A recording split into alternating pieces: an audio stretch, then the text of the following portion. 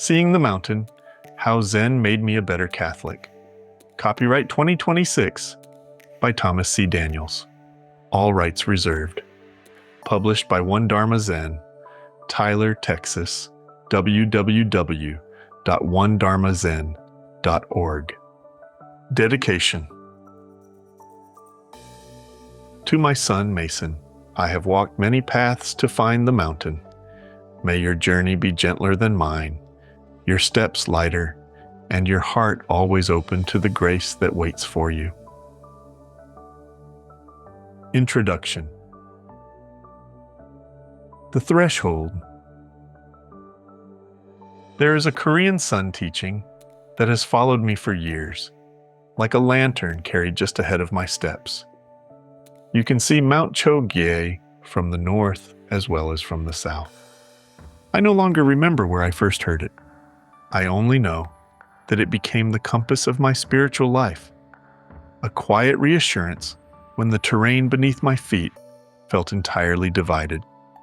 For me, the mountain is God, the vast, silent, generative presence at the heart of all things. Zen taught me how to see the mountain. Catholicism taught me how to meet the one who waits there. This book is the story of how those two paths, which began on opposite sides of the world, converged in the landscape of my own heart. Thomas Merton, The Bridge. Before I go any further, I need to introduce the Catholic priest who made it possible for me to fully appreciate Zen through the lens of a Catholic. Thomas Merton.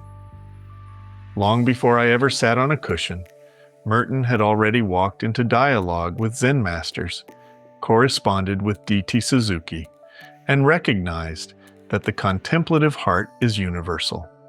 He never abandoned his Catholic faith. He deepened it by learning how other traditions approach silence, stillness, and the unspoken word. Merton once wrote that the analytical mind wants to look at things, but contemplation and Zen teach us to look from things, from a place of interior stillness where the ego no longer distorts what it sees. When I discovered Lectio Divina, I realized that its final movement, contemplatio, was nearly identical to the objectless, wordless awareness I had already encountered in Zen. Both practices move through the same progression. Beyond intellect, beyond concepts, beyond self, into silence. Merton gave me permission to trust that resonance. He is the doorway through which many Catholic readers will enter this book, and the doorway through which I first entered the contemplative life. The mountain as teacher. One of my favorite authors writes that mountains are the great Chan teachers, vast, silent, generative mirrors of the cosmos. Chan monasteries were built in mountains not for isolation, but because mountains embody the very qualities meditation seeks to cultivate. Dramatic distances,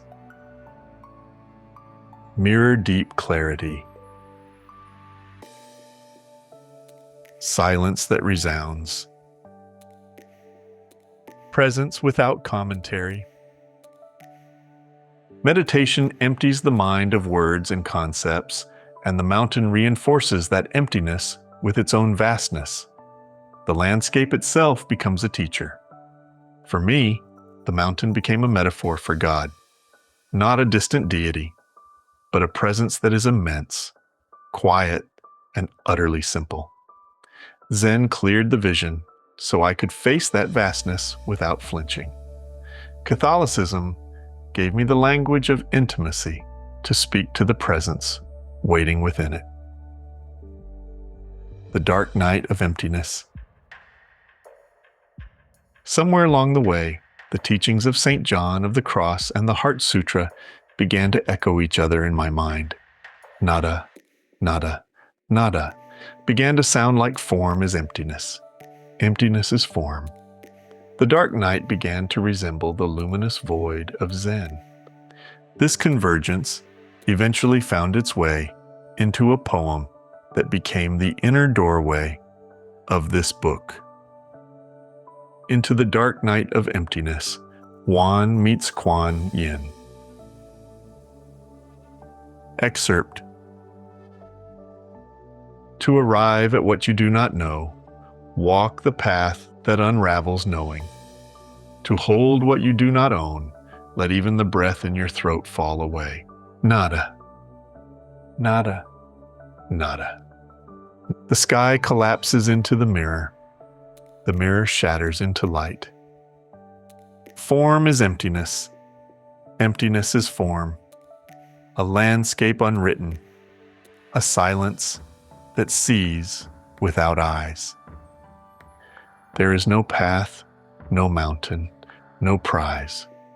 Only the luminous dark, perfectly empty, perfectly awake. This poem is not an argument.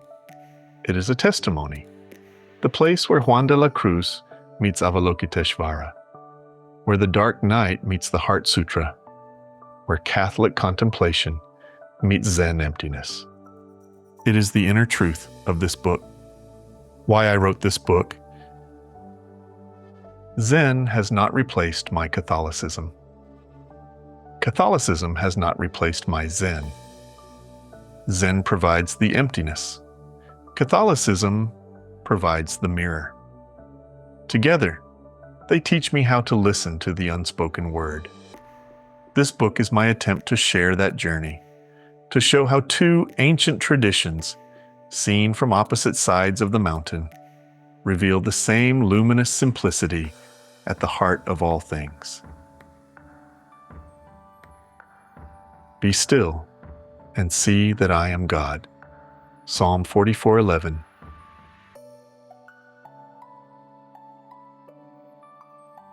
Chapter 1. A Circle of Teachers. Before I can tell you how Zen makes me a better Catholic, I need to introduce the companions who have walked with me.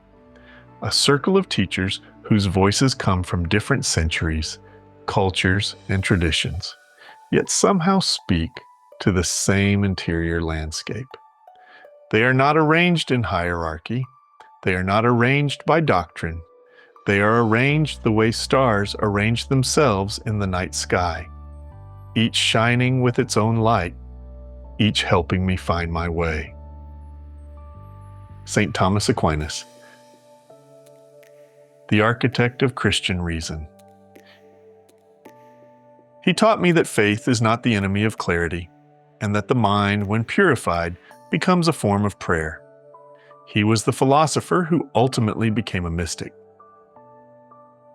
St. John of the Cross, the poet of the dark night. He showed me that God is found not by accumulation, but by subtraction. Nada, nada, nada, a refrain that echoes the heart of the Heart Sutra more than many Catholics realize. Rabbi Moses Maimonides, RAMBAM, the master of apophatic theology. He taught me that the closer we come to the divine, the fewer words we can honestly use. His dynamic silence is the close cousin of Zen's emptiness, reminding us that the divine is always encountered before thought. Thích Nhất Hạnh, the gentle revolutionary of mindfulness. He taught me interbeing, the radical insight that nothing exists alone, not even the self. His profound compassion softened my theology, opened my heart, and gave me the ultimate permission to go home to my Christian roots. Zen master Seung Sahn, the thunderclap of direct seeing. The Korean monk with the sharp stick and the warm laugh. He taught me that truth is not an intellectual concept, but an immediate, direct seeing, and that the mountain looks different from every side while remaining one mountain. Chinul, Bojo Jinul. the synthesizer of sun. The great master of the Korean tradition, who mapped the rhythm of sudden awakening and gradual cultivation, a spiritual choreography that mirrors the Christian life far more than most Christians suspect. Jean-Pierre de Caussade, the apostle of the present moment. He taught me that God is found in the sacrament of the ordinary, inside the quiet duty of the present moment. In his Jesuit cassock, he taught me the Catholic version of chop wood, carry water. Thomas Merton, the bridge builder. He taught me that the contemplative heart is universal, showing that a Trappist monk in Kentucky can recognize a Zen monk in Kyoto as an intimate brother. He proved that Zen and Christian contemplation are simply two ways of entering the exact same silence. Mazu Daoyi, the thunderous ancestor. The ancient Chan master whose words shock the mind awake. He taught me that awakening is never an elusive thing found elsewhere. Mind is Buddha, a teaching that startled me into recognizing the absolute nearness of grace. Myodo Jabo, the living guide. My living Zen teacher, who taught me that sincerity matters far more than formal lineage, and that the mountain can be approached from any side as long as the heart is true. When my practice felt fragmented, her immense clarity helped me trust my own unfolding, acting as a steady, quiet influence in my realization of non-duality. The presences. There are other companions on this path who are not teachers in the usual sense, but timeless presences of the heart. Avalokiteshvara, Quan Yin, the Bodhisattva of compassion. Known in the West and across Asia by many names, including her Chinese incarnation as Kuan Yin, she is the one whose 1,000 arms reach into every distinct corner of human suffering. In the silence of Zen, Avalokiteshvara sits and teaches me how to truly listen. The Blessed Virgin Mary, the Mother of God.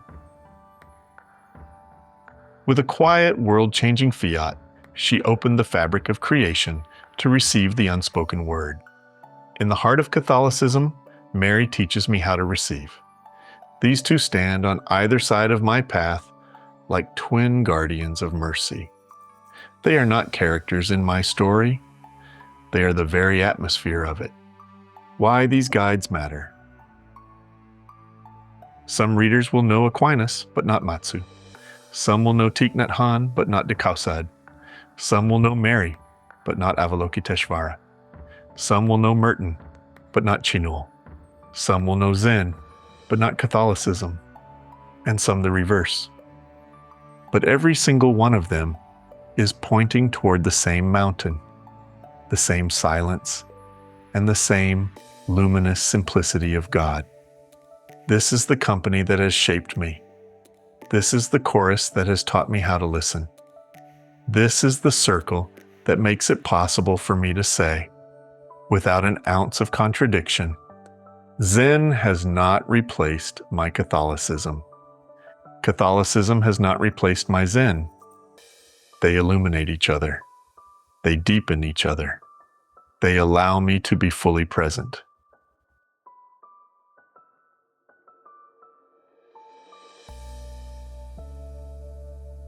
One thing is necessary. Luke 10:42.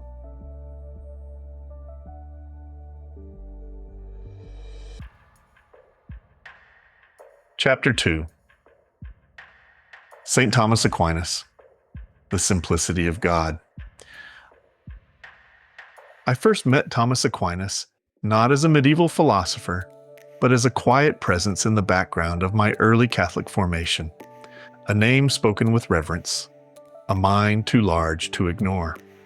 Only later did I discover the man behind the legend, born in 1225 in Roccasecca, Italy, and raised in a noble family who fully expected him to become a powerful Benedictine abbot. Instead, he shocked them by joining the Dominicans, a ragtag band of mendicant preachers who embraced radical poverty and study. His family was so outraged by this choice that they kidnapped him, locked him away in a fortress tower, and spent over a year trying to break his vocation. But Aquinas simply prayed, studied, and waited. When they finally released him, he walked straight back to the Dominicans. His calling was unmistakable. He went on to study under Albert the Great in Paris and Cologne, absorbing Aristotle, Augustine, Scripture, and the entire intellectual architecture of his time. His classmates initially mocked him as the dumb ox because he was heavy-set, quiet, and slow to speak. Albert, however, famously silenced them, replying, "His bellowing will be heard throughout the world." And he was right. Yet, what mattered most to me, as I look back on his life, was not Aquinas' unmatched intellectual brilliance, though he was brilliant, but his profound humility before mystery. In his masterpiece, the Summa Theologia, Aquinas insists on a radical truth. God is not complicated. We are complicated. God is simple. He did not mean simple as in easy, but simple as in indivisible, unfragmented, and pure. God is not a being among other beings. God is being itself, pure act, pure presence, pure simplicity. The closer we come to this reality, the less we can say. Not because God is vague, but because the divine is too intensely real for our fragile human categories. This was my first genuine encounter with apophatic theology, long before I ever knew the word. Aquinas taught me that the intellect is a ladder, one you climb with absolute devotion and rigor. But a ladder you must eventually let go of. And Aquinas himself let go of it. Near the end of his life, after experiencing a profound mystical vision during Mass, he stopped writing altogether. When his secretary begged him to return to work and finish the Summa, Aquinas simply shook his head and said, "All I have written seems like straw compared to what has been revealed to me." That moment changed me. It was the exact moment Aquinas became, in my mind, a Zen monk, without ever knowing it. He had reached the mountain summit. He had gazed directly into the absolute simplicity of God, and he knew that human words could go no further. Zen had given me a raft. Aquinas gave me a ladder. Zen had taught me when to step off the raft, but Aquinas had already shown me that he knew how to set down the ladder as well. Most importantly, across centuries and traditions, he was the very first to whisper to me in the quiet of my own seeking, "God is simpler than you think." Chapter 3. St. John of the Cross, the Dark Night as Doorway. By the time I truly encountered St. John of the Cross, I was already deep into Zen practice. I had taken vows, received Dharma names, and lived for years inside the deep silence and discipline of Buddhist meditation. Because of this, I thought I understood emptiness. I thought I understood unknowing. I even believed I had already walked through the dark night of the soul, through my own battles with PTSD, depression, and fatalism. Then I met Juan de la Cruz. John was born Juan de Yepes y Alvarez in 1542 in the rugged, sun-bleached plains of Castile, Spain. His childhood was defined by severe poverty and profound loss. His father died young, and his mother struggled desperately just to keep the family alive. Hardship shaped him early, but so did a quiet, inherently contemplative temperament. Even as a young boy, he found himself drawn inexorably to prayer, to silence, and to the hidden life of the soul. He entered the Carmelite order in his early 20s, longing for a life of radical simplicity and contemplation. But God had other plans. When he met Teresa of Avila, fiery, brilliant, and utterly uncompromising, she immediately recognized in him a fellow traveler. She saw someone who, replication longed, their original, unadulterated contemplative fire. Together, they began the discocked Carmelite reform, a rigorous return to poverty, silence, and prayer. It was a beautiful vision, but it was also incredibly dangerous. Institutional opposition grew, political tensions flared, and eventually, John was kidnapped by his own religious brothers. They imprisoned him in a tiny, suffocating cell where he was regularly beaten, starved, and left entirely in the dark. It was in that literal and spiritual darkness that he composed the fragments of poetry that would become the dark night of the soul. Yet, the darkness could not contain him. After 9 grueling months in that cell, John made a daring escape, crawling through a small window and fleeing into the safety of the night. The nuns of a nearby monastery took him in, tenderly nursed him back to life, and gave him the space to write the monumental commentaries that would shape Christian mysticism for centuries. When I first read John's field reports from that darkness, I was stunned. Here was a 16th century Christian mystic describing, with uncanny, clinical precision, the exact internal terrain I had been navigating on the meditation cushion, through Zen. The stripping away of the separate self, the systematic collapse of rigid concepts, the silence that is not an empty void, but a luminous fullness, the radical surrender of all mental images of God, the profound unknowing that is infinitely deeper than human knowledge. His relentless refrain, nada, nada, nada, sounded like the Heart Sutra whispered in Spanish. I had spent years practicing Zen before I ever opened John's writings, and yet when I did, I felt as if I were reading a familiar map, drawn in a different script. Zen had prepared me for him. Zen had given me the tools to comprehend his depth, and it had taught me how to sit still enough to actually hear what he was saying. Through him, I realized that the psychological torment of my trauma was not the same as the spiritual shedding of the mystic. John taught me that the true dark night is not God's agonizing absence. It is God's overwhelming presence in a form the ego simply cannot recognize. He showed me that the soul reaches the divine not by accumulation, but by subtraction, not by grasping, but by letting go, not by seeing, but by the pure surrender of being seen. And he taught me something else that resonated deeply with the very core of my Eastern training. The dark night is never the end. It is the beginning. John of the Cross arrived late in my journey, but when he arrived, he spoke with absolute authority. He showed me that the path I had walked in Zen was never foreign to Christianity. It was already there, hidden deep within our own mystical tradition, quietly waiting for me to rediscover it. He taught me how to walk through the darkness without an ounce of fear, how to trust the absolute silence, and how to see that emptiness and God's hiddenness are not opposites at all. When I imagine the mountain now, I see John standing directly beside the Sun Master Chinul. I hear both the Carmelite and the monk saying the exact same thing in 2 different tongues. Awakening is sudden. Transformation is gradual.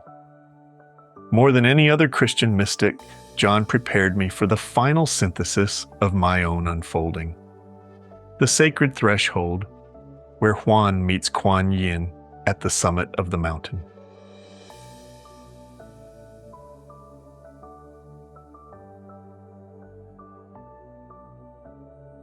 Chapter 4. Rabbi Moses Maimonides, RAMBAM, the God beyond all attributes. I encountered RAMBAM before I ever opened the Summa Theologiae, before I knew the language of Christian mysticism, and before I had any inkling that the apophatic path even existed in my own Western tradition. In many ways, RAMBAM was the first great voice who taught me that God is not something we grasp. God is something we release into. Moses ben Maimon was born in 1138 in Córdoba, Spain, into the golden age of Andalusian Judaism, a brilliant world where philosophy, science, and faith lived in vibrant conversation. His early life, however, was marked by severe upheaval. Religious persecution forced his family to flee across Spain and North Africa before finally settling in Egypt. There, he became a physician, a towering legal scholar, a community leader, and eventually the greatest Jewish philosopher of the medieval world. He lived a grueling life of absolute service, tending to the sick by day, writing by night, and guiding his exiled people with a mind that never stopped seeking clarity. His vocation was not monastic, but it was deeply contemplative. He was a man who lived fully in the world while thinking entirely beyond it. His masterpiece, The Guide for the Perplexed, was written specifically for seekers, for those who loved God deeply, but struggled with the limits of language, the weight of tradition, and the agonizing complexity of the world. And in that book, RAMBAM makes a claim so radical that it entirely reoriented my understanding of the divine. We cannot say what God is. We can only say what God is not. This was my first real encounter with true apophatic theology. This was my first genuine glimpse of the mountain. RAMBAM taught me that every positive attribute we assign to God, powerful, wise, loving, is ultimately a human projection, a limitation, and a distortion.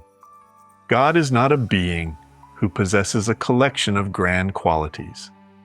God is beyond all qualities, beyond all categories, beyond all conceptual grasp.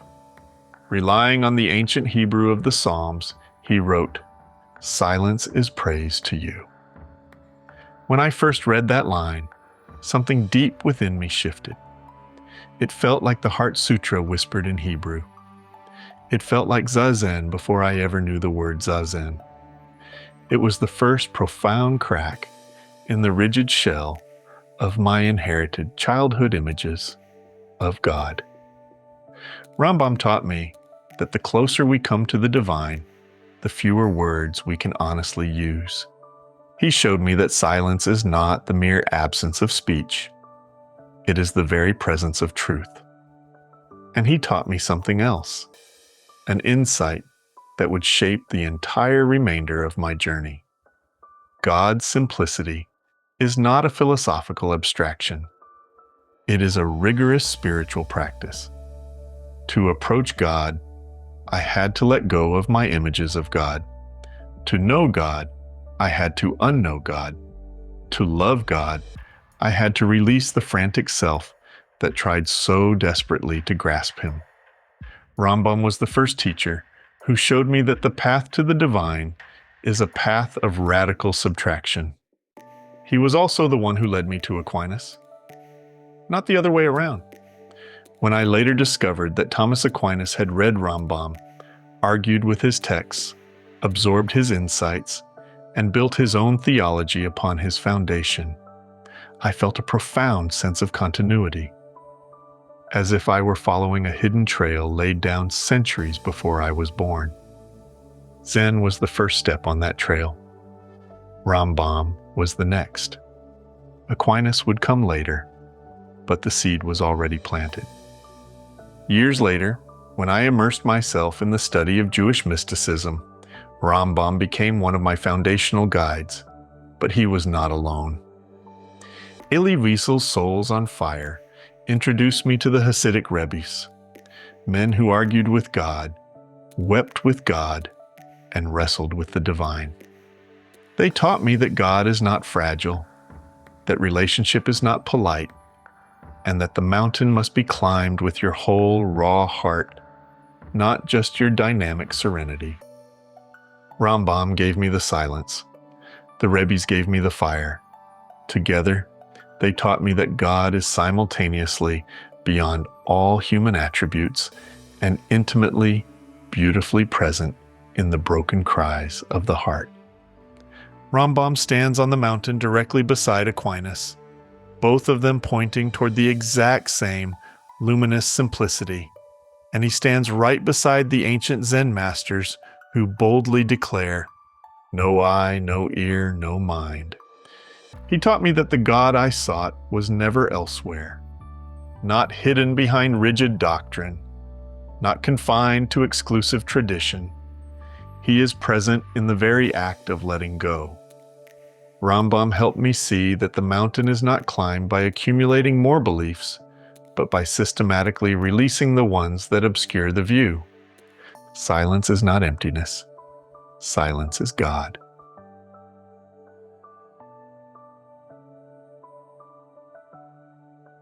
Chapter 5. Thích Nhất Hạnh, Interbeing and the Permission to Go Home. By the time I encountered Thích Nhất Hạnh, I had already been practicing Zen for a few years. I had immersed myself in Korean Sun, received Dharma names, taken formal vows, and begun walking the Bodhisattva path with deep sincerity. But when I found Thai, or perhaps when Thai found me, something fundamental in my practice shifted entirely from the head to the heart. Thích Nhất Hạnh was born in 1926 in central Vietnam, ordained as a young novice at the age of 16 at Tu Hu Temple in Hue, the very sanctuary where he would return decades later to spend his final earthly days. His long life was dramatically marked by war, exile, tireless peace activism, poetry, and a gentleness so profound that it felt like a living form of enlightenment itself. He was a monk, a teacher, a refugee advocate, a poet, and, to me, the closest thing to a living Buddha I have ever encountered. I have read more of his books than any other author, except the Holy Bible. His words have been intimate companions to me in ways I can scarcely describe.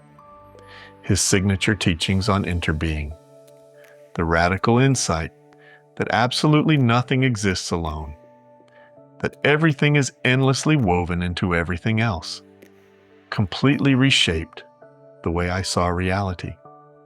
Thai taught me that God's presence is never confined to a distant heaven, a temple, or a church building, but is the very dynamic fabric of existence itself. Yet, it wasn't just his sweeping philosophy that touched me. It was his sheer, radiant humanity. His monumental poem, "Please Call Me by My True Names," especially the agonizing line about being simultaneously the sea pirate and the young refugee girl, broke something wide open inside me.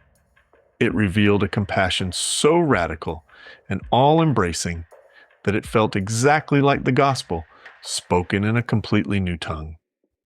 His simple Dharma talks on the art of flower arranging taught me more about authentic mindfulness than any dense, formal academic treatise ever could. His deliberate way of walking, breathing, and smiling. These were not merely instructions. They were teachings in themselves. When I lived in Houston, I regularly sat retreats with the monks and nuns he had ordained into the order of Interbeing. Their physical presence carried his presence. Their gentleness carried his gentleness. Their crystal clarity carried his clarity. Even though my formal Zen training came through a fierce Korean lineage, the Zen I practiced in my heart, the Zen that quietly shaped the rhythms of my daily life, was profoundly influenced by Thích Nhất Hạnh, and in a parallel way, by the ancient master, Mazu Daoyi. The pilgrimage to Hue. Then, after I retired and moved to Vietnam, Thai passed away at his root temple in Hue in January 2022. His death felt strangely, deeply personal, as if a steady light had suddenly gone out in a familiar room I had lived in for years. About a year later, I made a quiet pilgrimage to Chua Tu Hieu. I walked the mossy grounds where he had walked as a teenage novice. I stood silently before the still pond where he had meditated through decades of memory. I breathed the exact same humid air he had breathed. I didn't go there seeking a sign, an insight, or an experience. I went simply out of absolute gratitude. It remains one of the quietest, holiest moments of my life. And yet, for all the books of his I have lived with, for all the teachings of his that have sculpted my mind, the one work that utterly changed the structural direction of my spiritual life was living Buddha, living Christ. It was not his historically deepest work, nor his most purely poetic, nor his most philosophically profound, but it was the precise document that gave me the ultimate permission to finally go home. He wrote of Jesus Christ with such exquisite tenderness, such clarity, and such immense reverence that I felt something long frozen inside me soften. He didn't clumsily attempt to merge Buddhism and Christianity into a hybrid doctrine. He simply showed how they beautifully reflect each other, like two ancient mirrors, angled toward the exact same light. Thai taught me that returning to my Christian faith did not mean abandoning Zen. It meant discovering, with a shock of recognition, that Zen had been preparing me to understand Christianity all along. He showed me that compassion is the ultimate meeting point of all great traditions. He showed me that mindfulness is a pure form of unceasing prayer. He showed me that God is intimately present in the arrival of every single breath. Thích Nhất Hạnh was never just an author or a historical teacher to me. He was a living guide, a faithful companion, and a quiet, steady presence on the mountain. He gave me permission to walk both paths. He gave me permission to integrate them within my own skin. He gave me permission to finally be whole. And when I close my eyes and imagine the mountain now, I see him there, walking slowly up the path, breathing gently, smiling with that soft, knowing, timeless smile. He is reminding me that enlightenment is never somewhere else. It is here, in this moment, in this breath, in this life.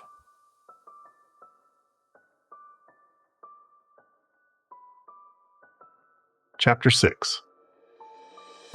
Zen Master Seung Sahn, the flawed Buddha who opened the gate.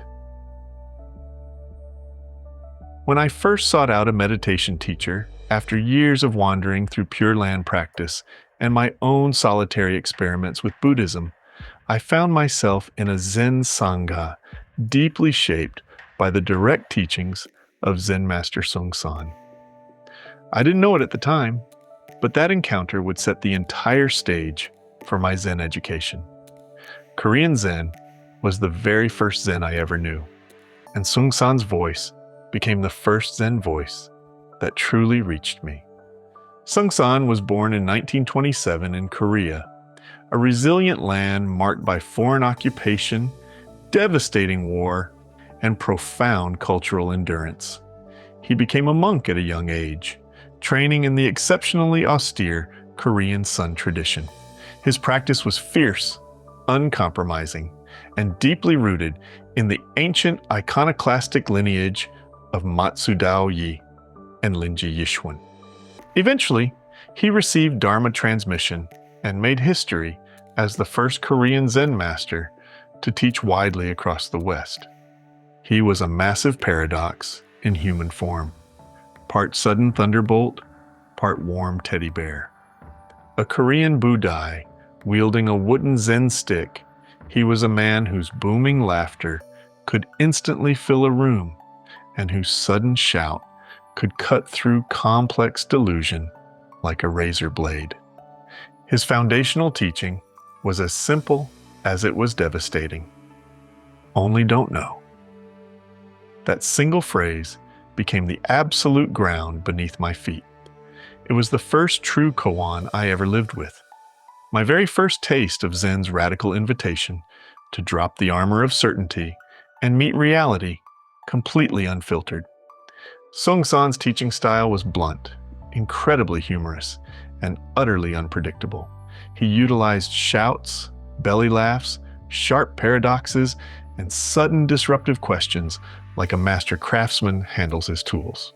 He could be profoundly cosmic one moment and thoroughly ridiculous the next. And somehow, both movements were deep teachings. Yet, what struck me most about Seung Sahn was not the lofty heights of his enlightenment. It was his raw, unvarnished humanity. He was an openly flawed man, imperfect, impulsive, and at times controversial. And yet, his human flaws did not diminish his genuine wisdom an iota. If anything, they made it infinitely more accessible to an ordinary seeker like me. He showed me that true awakening does not require a pristine, stylized perfection. It requires absolute sincerity. He taught me that the Dharma can flow beautifully through cracked vessels, and that sometimes those very cracks are exactly what let the light pour through. My own Zen lineage is intimately connected to his presence. My Dharma name, Minwi Maitri, was given to me by one of his direct former students. My current teacher, Myoto Jabo, likewise carries his lineage. Through them, Seung Sahn's distinct voice continues to echo loudly in my practice, in my own teaching, and in the exact way I approach koans and silent meditation. It was through his specific line that I learned koan practice, not as an abstract intellectual puzzle to be solved by the brain, but as a living, embodied encounter with immediate reality. His approach to koans was direct, visceral, and thoroughly physical. He didn't want your clever explanations or your philosophical essays. He demanded a demonstration. He wanted you to show your understanding in the present moment, not talk about it. This exact, no-nonsense approach heavily shaped my own teaching style and eventually became a significant part of my first book, Sharing the Dharma. His dynamic influence is woven through every one of those pages. The sharp humor, the directness, and the fierce insistence on internal sincerity over spiritual sophistication. Seung Sahn taught me that awakening is never about becoming someone special. It's about finally becoming real. He taught me that the mountain is climbed not by flawless, immaculate monks, but by ordinary, everyday people who are willing to look honestly and unflinchingly at their own messy minds. He taught me that wisdom can come beautifully wrapped in laughter, in stark contradiction, and in human imperfection. And he taught me that true lineage is never about an obsessed concept of purity. It's about a living transmission, an authentic heart-to-heart connection, and the beautiful way a master's voice continues to echo through the lives and actions of their students. When I close my eyes and imagine the mountain now, I see Seung Sahn standing out on a rocky ridge, laughing, shouting, playfully waving his wooden stick and demanding of me, "What are you? Right now. Tell me." And then he bursts into a booming laugh, because in the vast emptiness of the mountain, he already knows the answer. He opened the gate for me. He set my feet firmly on the path. He showed me that true awakening is entirely possible within the borders of this flawed, chaotic, and beautiful life.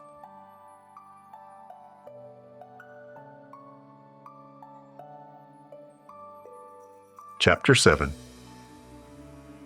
Bojo Jinul, Chinul, Sudden Awakening, Gradual Cultivation.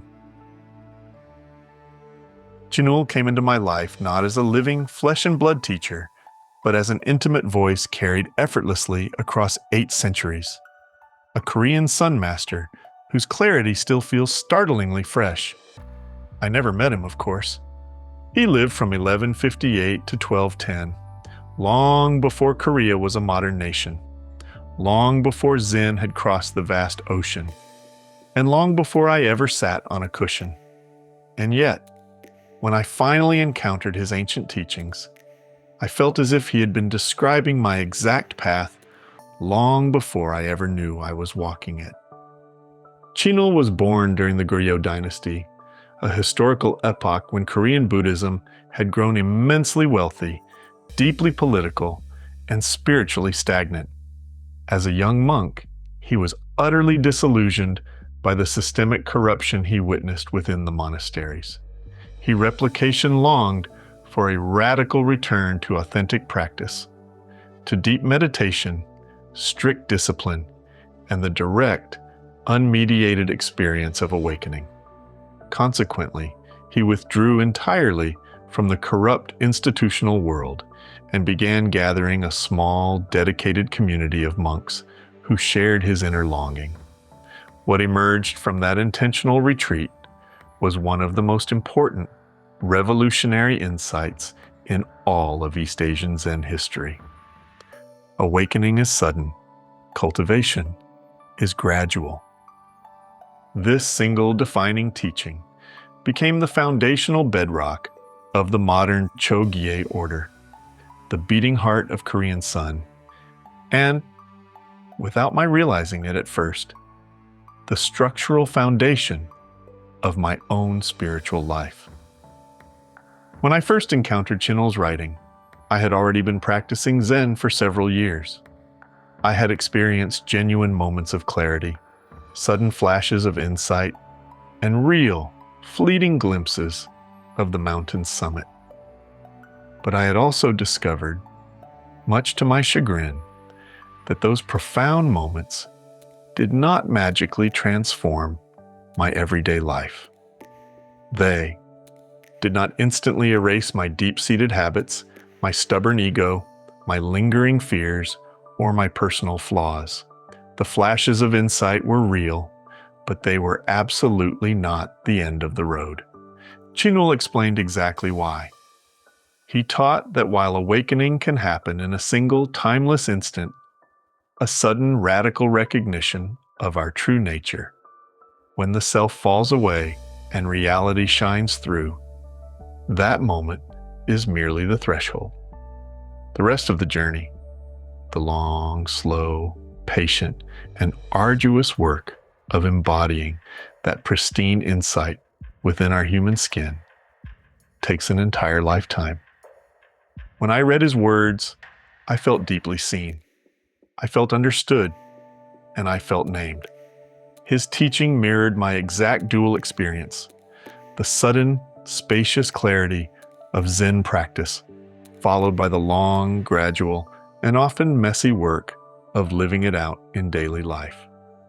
And it beautifully mirrored something else too, a truth from my Christian roots that I had not yet fully connected. St. James wrote, "Faith without works is dead." Chinul wrote, "Awakening without cultivation is incomplete." They were singing the exact same song in 2 entirely different keys. Chinul taught me that enlightenment is never a trophy to be won. It is a profound responsibility.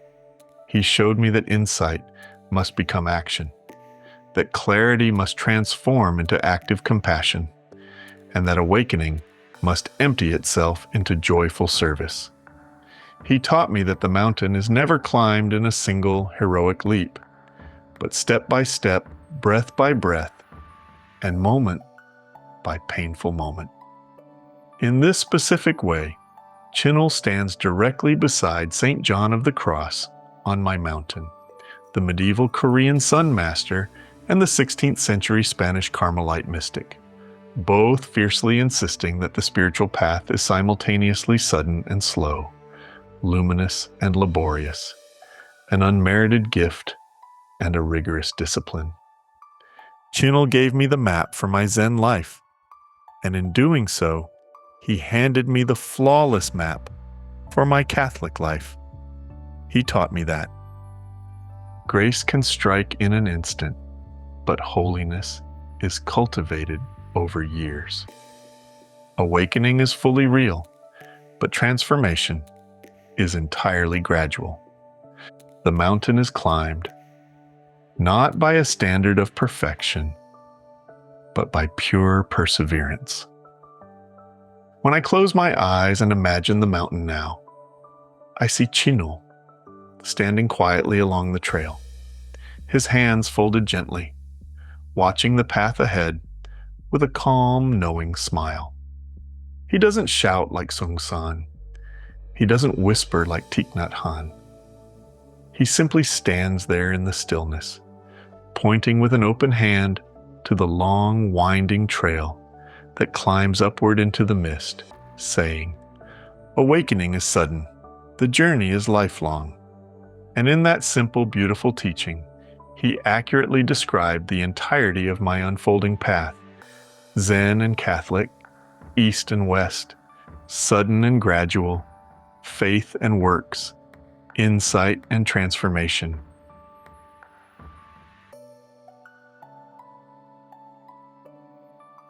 Chapter 8. Jean-Pierre de Caussade, the Jesuit who showed me that Zen had led me home.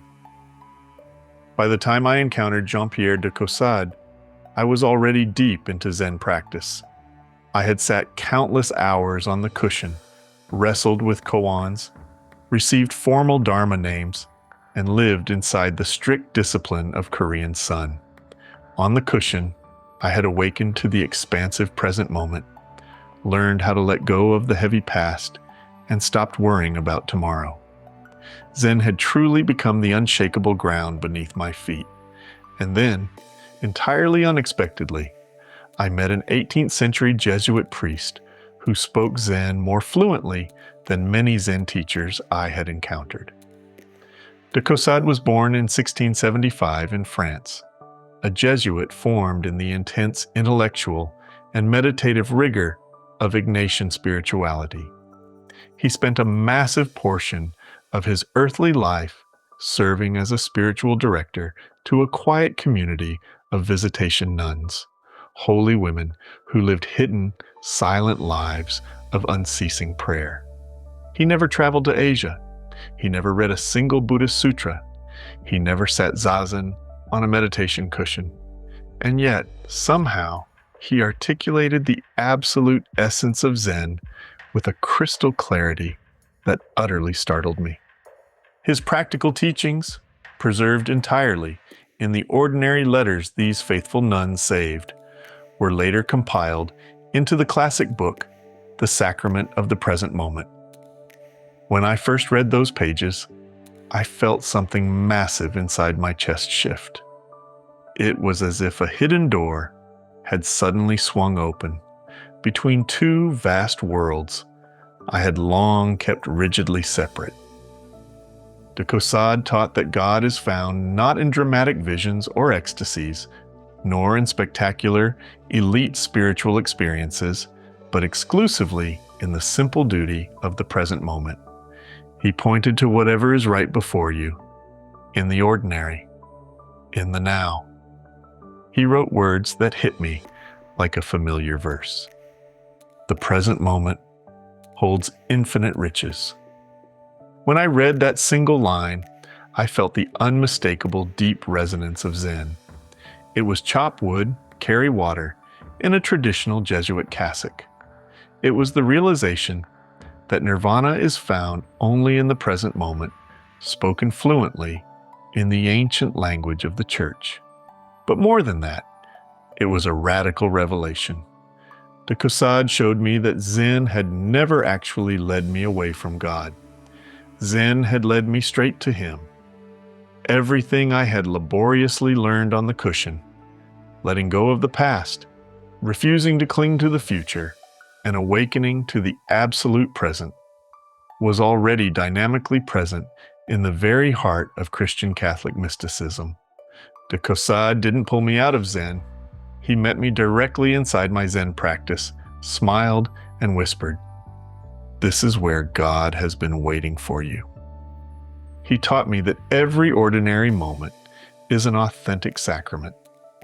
Not just the Holy Eucharist, not just the formal liturgy, but the small, unremarkable moments that make up the fabric of a human life. Washing the kitchen dishes, walking down a quiet hallway, listening intently to a friend, sitting in absolute silence, breathing. He taught me that God is never elsewhere. God is here, now, in this very breath. And he taught me an insight that harmonized flawlessly with Chinul's deep teaching of sudden awakening and gradual cultivation. Insight is sudden. Holiness is lived moment by moment. This was St. James's declaration that faith without works is dead, beautifully expressed through the lens of contemplative surrender. It was the exact same truth I had encountered in Zen. Awakening is real, but it must be completely embodied in the ordinary rhythmic habits of daily life. De Caussade didn't just affirm my Zen practice. He baptized it. He sanctified it.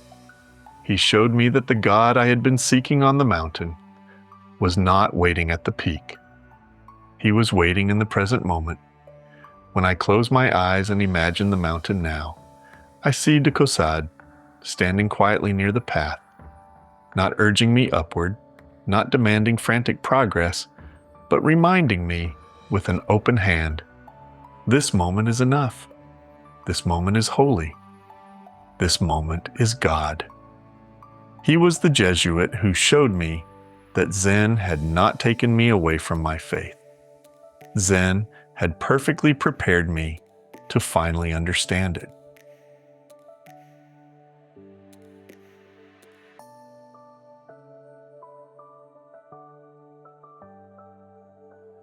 Chapter 9. Thomas Merton.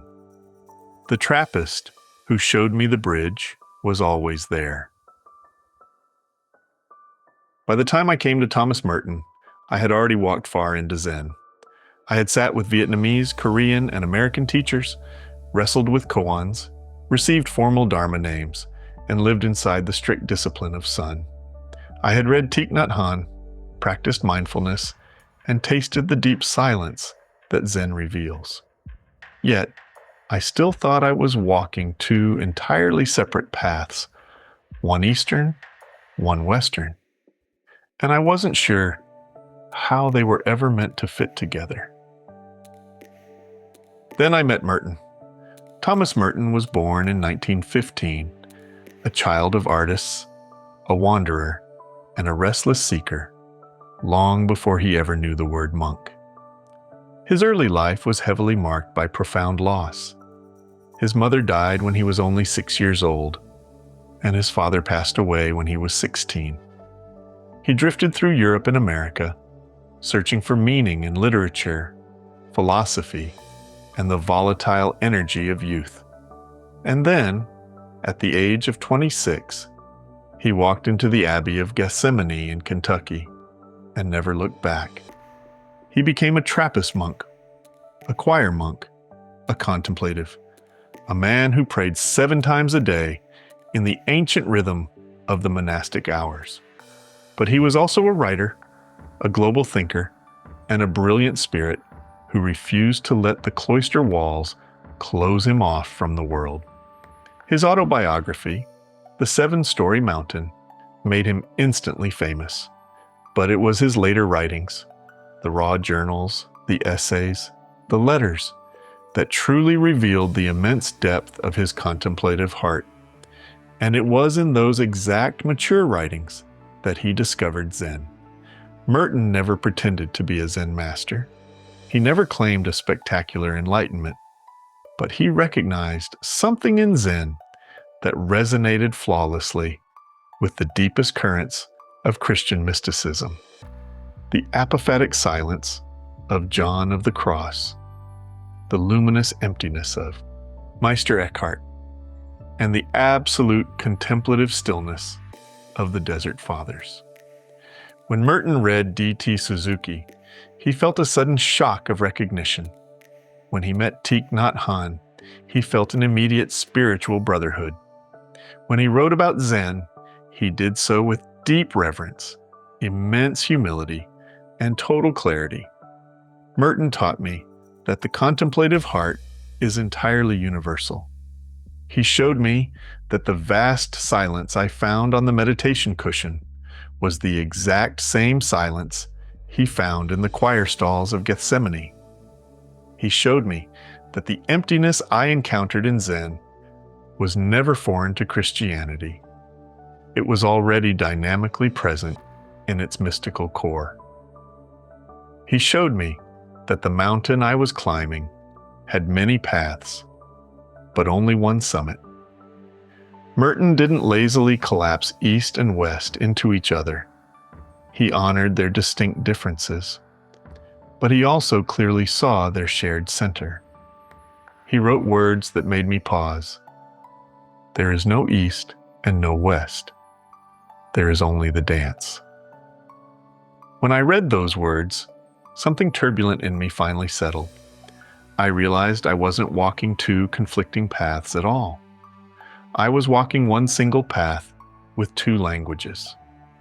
Merton helped me see that my Zen practice was never a departure from my Catholic faith. It was a deepening of it, a widening of it, a pure, unadulterated purification of it. He taught me that contemplation is not about escaping the world, but about seeing it clearly. Silence is not an empty void, but an absolute fullness.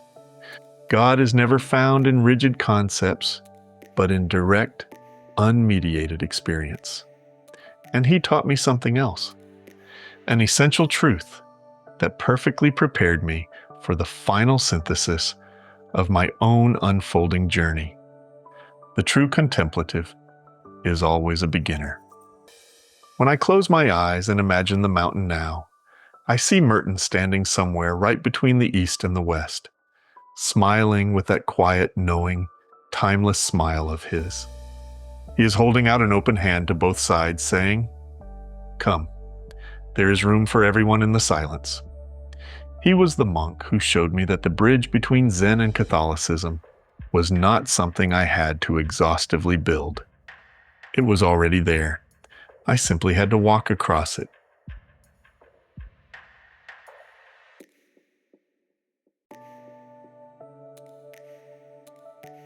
Chapter 10.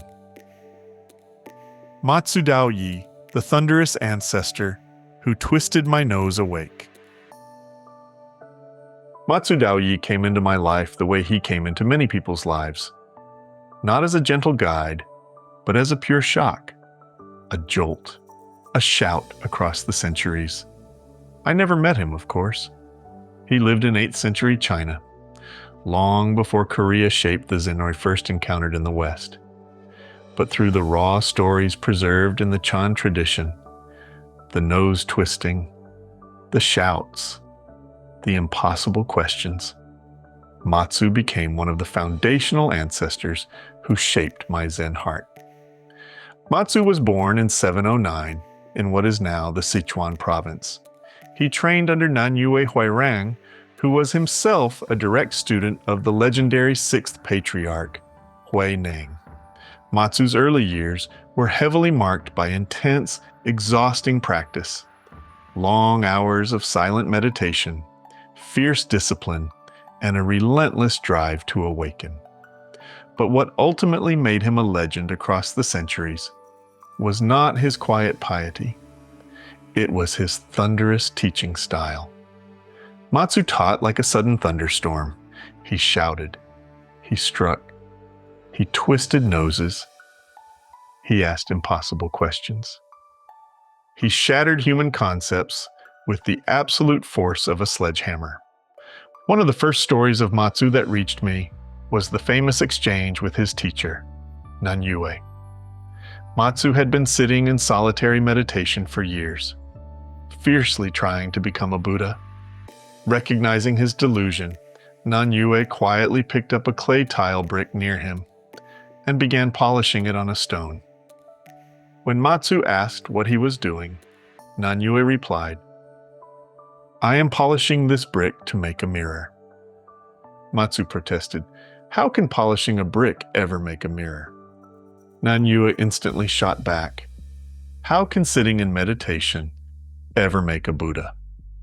That ancient story hit me like a physical koan thrown straight at my forehead.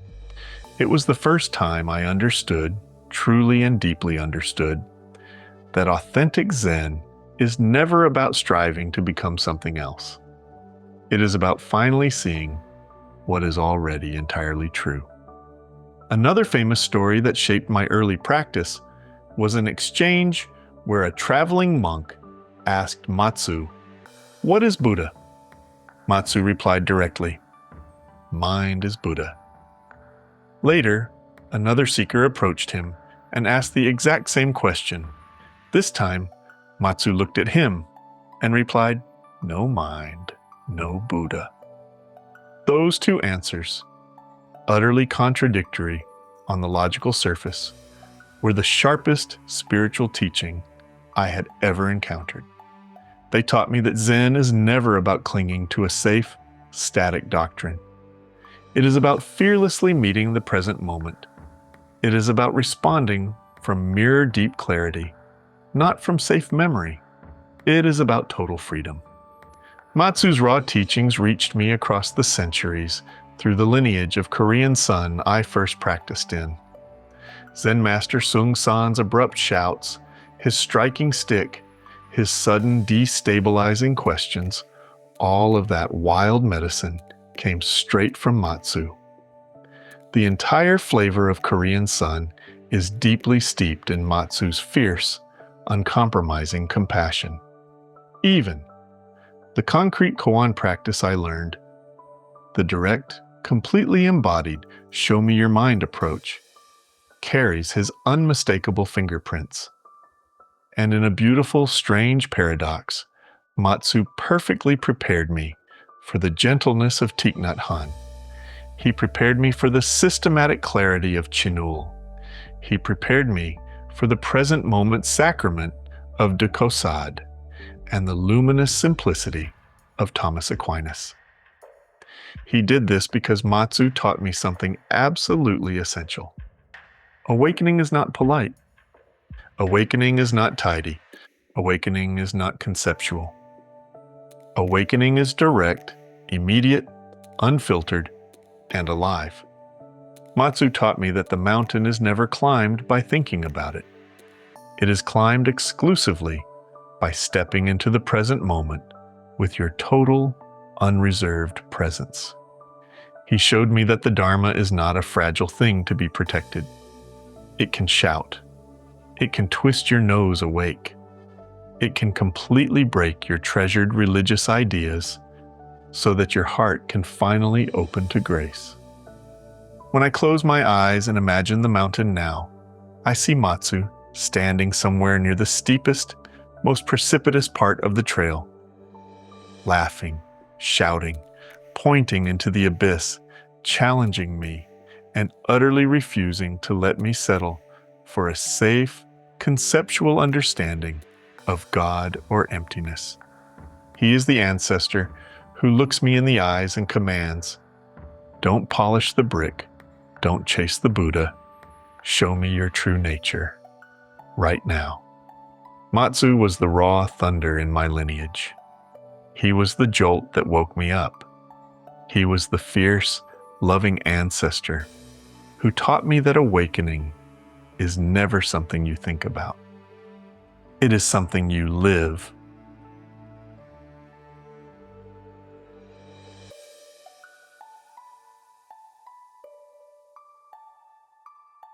Chapter 11. The Permission Givers.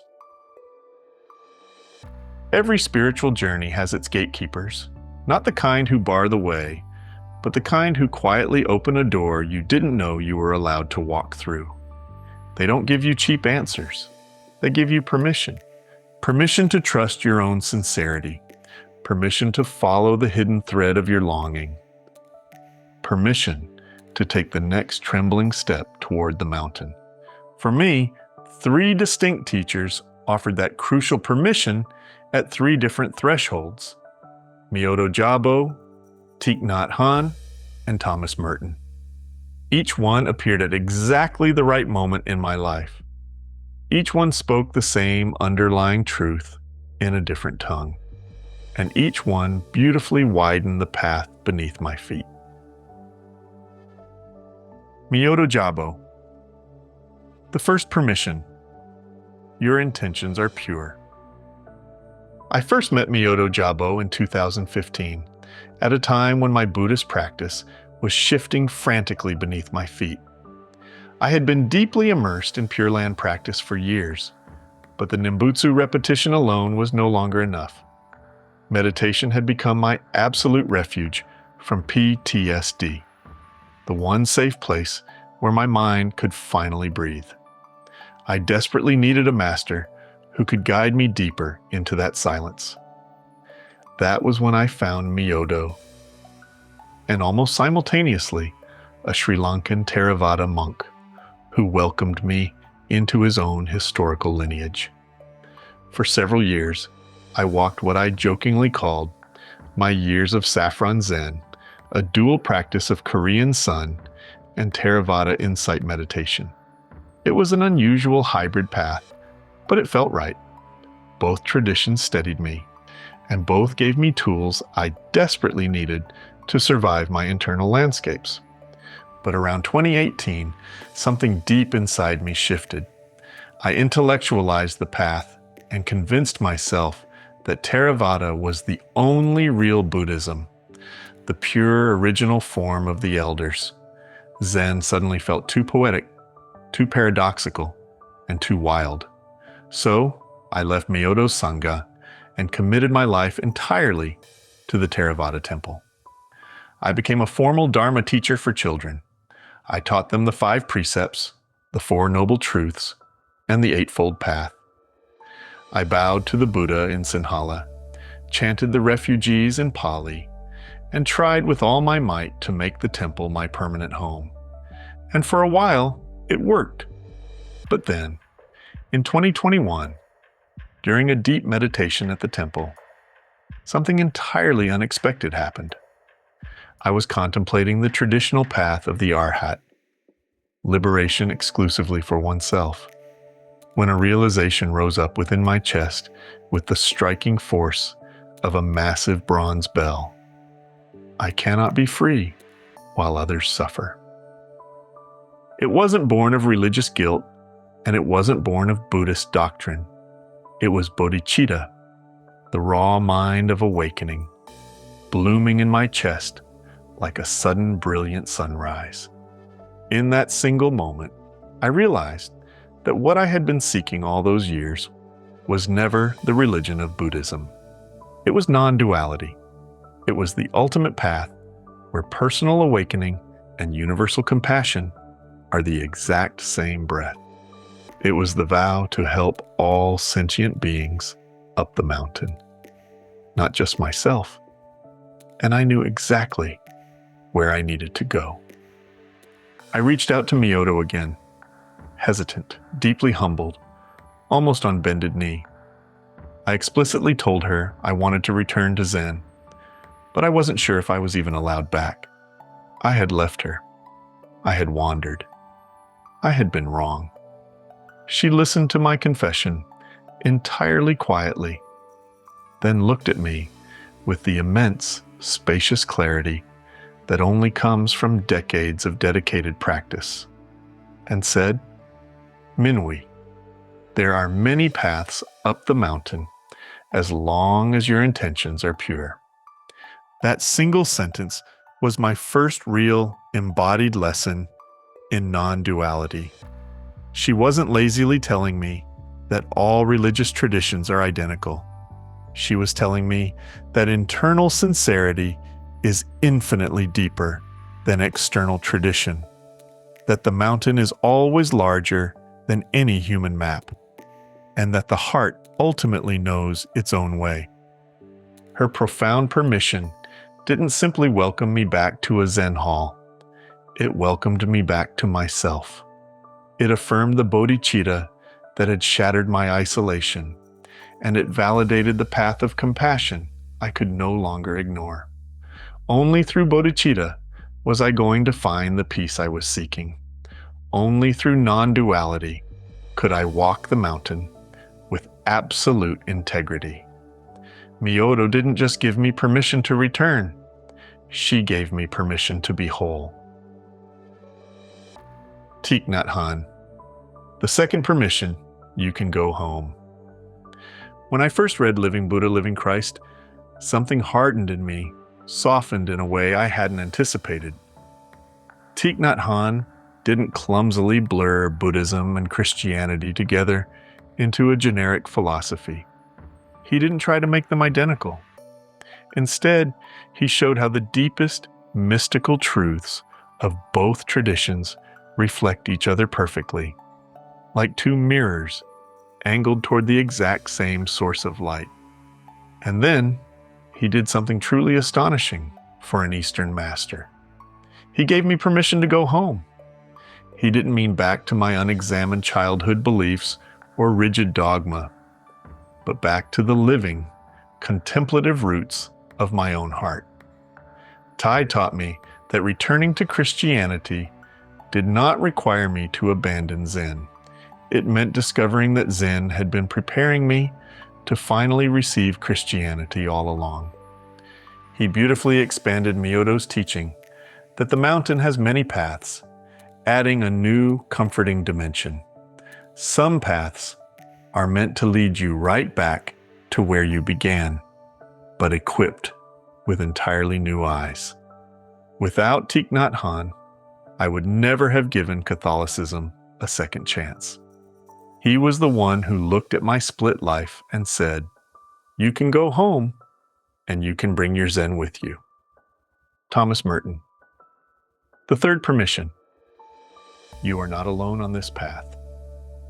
By the time I fully discovered Thomas Merton, I had already begun quietly exploring the Christian contemplative tradition, the rule of Saint Benedict, the rhythm of monastic prayer, and the quiet depth of Lectio Divina.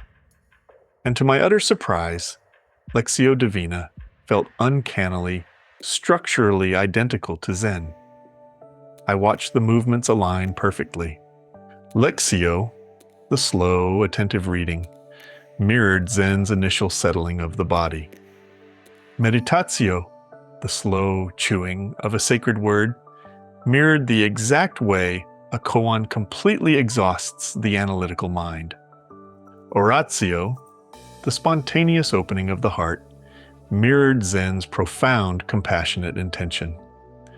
Contemplatio, the wordless, silent resting in God, mirrored the objectless awareness of Zazen. I began to see clearly that East and West were not historical opposites. They were the two wings of the exact same bird. But I still desperately needed reassurance. Was I actually allowed to practice Zen and still remain a faithful, devout Catholic? Was I dangerously wandering off the path? Was I becoming a bizarre hybrid, something fundamentally suspect to the Church? Merton answered those exact questions decades before I could ask them. He had walked this precise terrain long before me.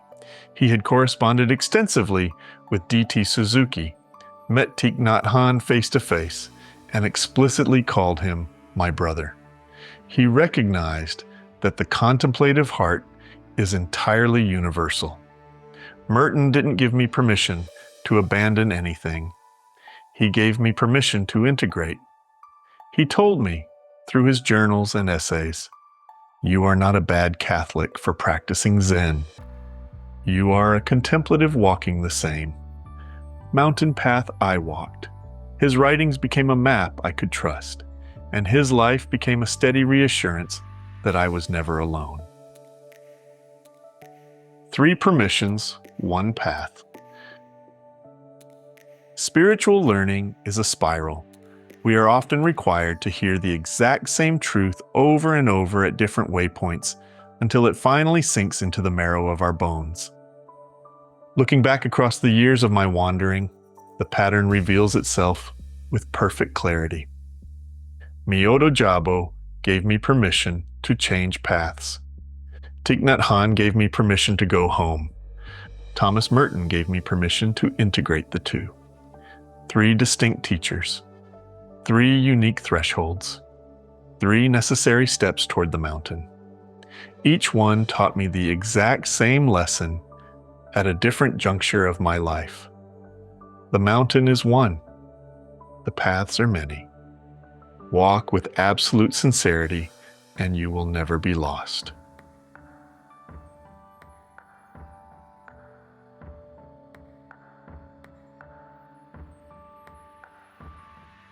Chapter 12.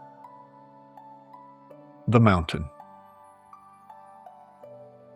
There is a sacred place in the spiritual imagination where traditions meet without colliding, where ancient truths echo each other without losing a fraction of their distinct tones. For me, that place has always been the mountain. In Korean Sun, the mountain is never a mere metaphor. It is a living teacher. Mountains are the precise landscapes where monasteries were built, where masters endured, and where radical awakening happened.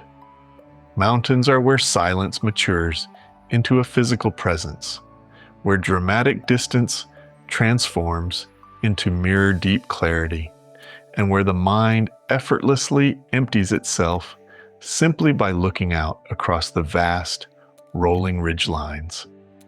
The writer David Hinton notes that mountains possess a resounding silence, a stark clarity that perfectly mirrors the empty mind. When I first encountered that phrase, I realized with a shock of recognition that the mountain had been the silent, faithful companion of my own journey long before I ever possessed the words to name it. And it is on this Korean mountain, this sun landscape of silence and absolute clarity, that I imagine a timeless gathering, a meeting of the greatest teachers of my life. Silence and simplicity. RAMBAM, the great Jewish philosopher, would have felt completely at home on these rocky ridges. His rigorous apophatic theology, the fierce insistence that God can only be truly known by what God is not, is the flawless intellectual cousin of Zen's emptiness. In the quiet of the high altitude, I imagine RAMBAM standing peacefully, looking out over the deep, mist-covered valleys, and whispering into the wind. The closer you come to the divine, the fewer words you can use. And the mountain answers him seamlessly with its own boundless silence. Zen calls it emptiness. RAMBAM calls it simplicity. Both terms point directly toward the exact same ungraspable reality. As they stand there, Thomas Aquinas slowly ascends the trail. He climbs the mountain with heavy books weighted in his pack, Aristotle, ancient scripture, and the pages of the Summa half written in his brilliant mind. But as he gains elevation, the air thins. Rigid concepts begin to loosen. Complex scholastic arguments simply fall away into the brush. At the summit, he experiences his final quiet vision, the one that made him permanently lay down his inkwell, the one that made him declare that all he had written seemed like mere straw. On the mountain, Aquinas finally sheds the philosopher and becomes entirely a mystic. He stands quietly beside RAMBAM. Both of them gaze directly into the same luminous simplicity, both intimately realizing that the human intellect can only carry you so far up the rock face. Beyond that sharp point, only silence remains. The sudden and the slow. John of the Cross arrives at the summit entirely differently. He doesn't spend his energy climbing. He simply emerges. He steps directly out of the dark night, like a man who has walked completely through a furnace fire and discovered it to be pure light. His haunting Spanish refrain, nada, nada, nada, echoes across the open stone of the mountain like a live koan. He looks at RAMBAM and Aquinas, smiles warmly, and says, "To come to the all, you must go by way of nothing." And the mountain gently nods its agreement. Zen calls it emptiness. John calls it nada. Both are beautiful, spacious doorways leading into the exact same luminous dark.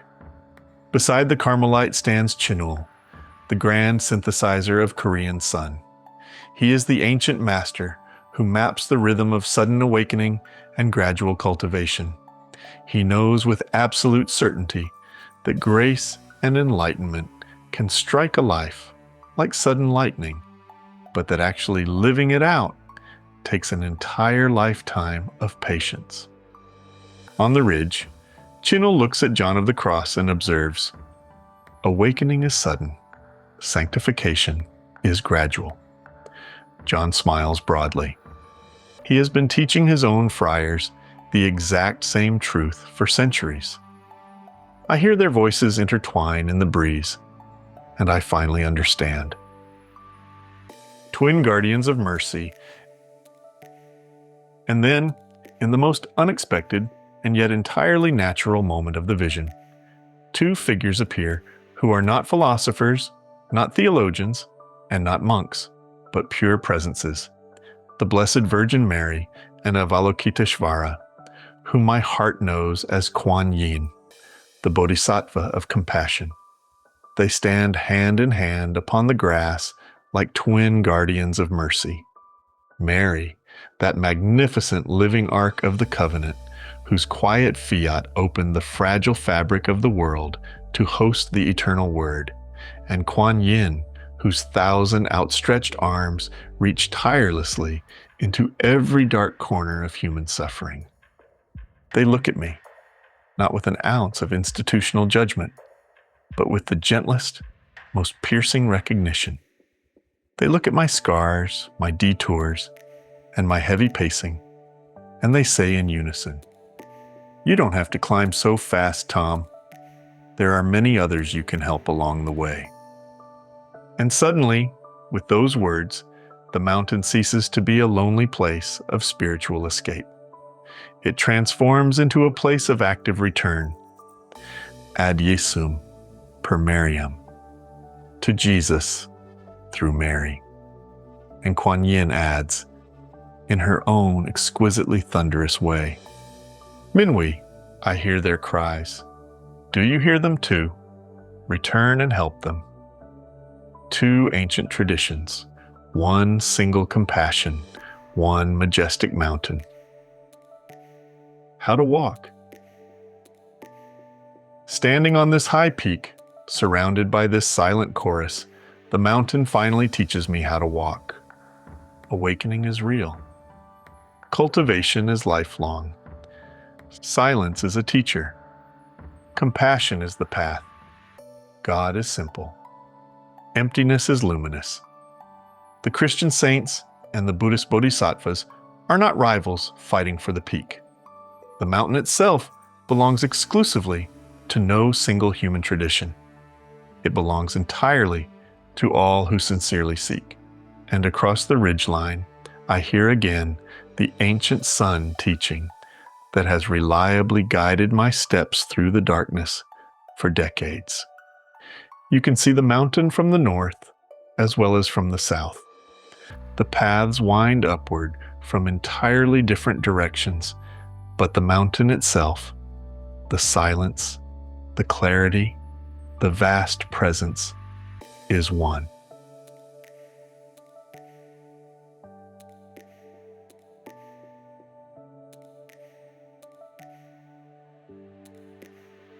Chapter 13. The names we are given. Every spiritual tradition deeply understands that names are never merely arbitrary labels. They are invitations. In ancient scripture, receiving a new name always signals a profound, unturnable turning point in the soul. Abram becomes Abraham, the father of nations.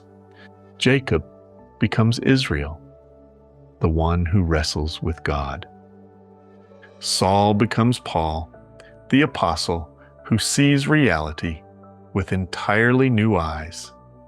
A new name is never a cosmetic change. It signals a radical shift in identity, or more precisely, a complete shift in the exact way identity is held. Zen carries this same ancient deep intuition. A Dharma name is not a definition of who you are. It is a living call toward who you are called to become.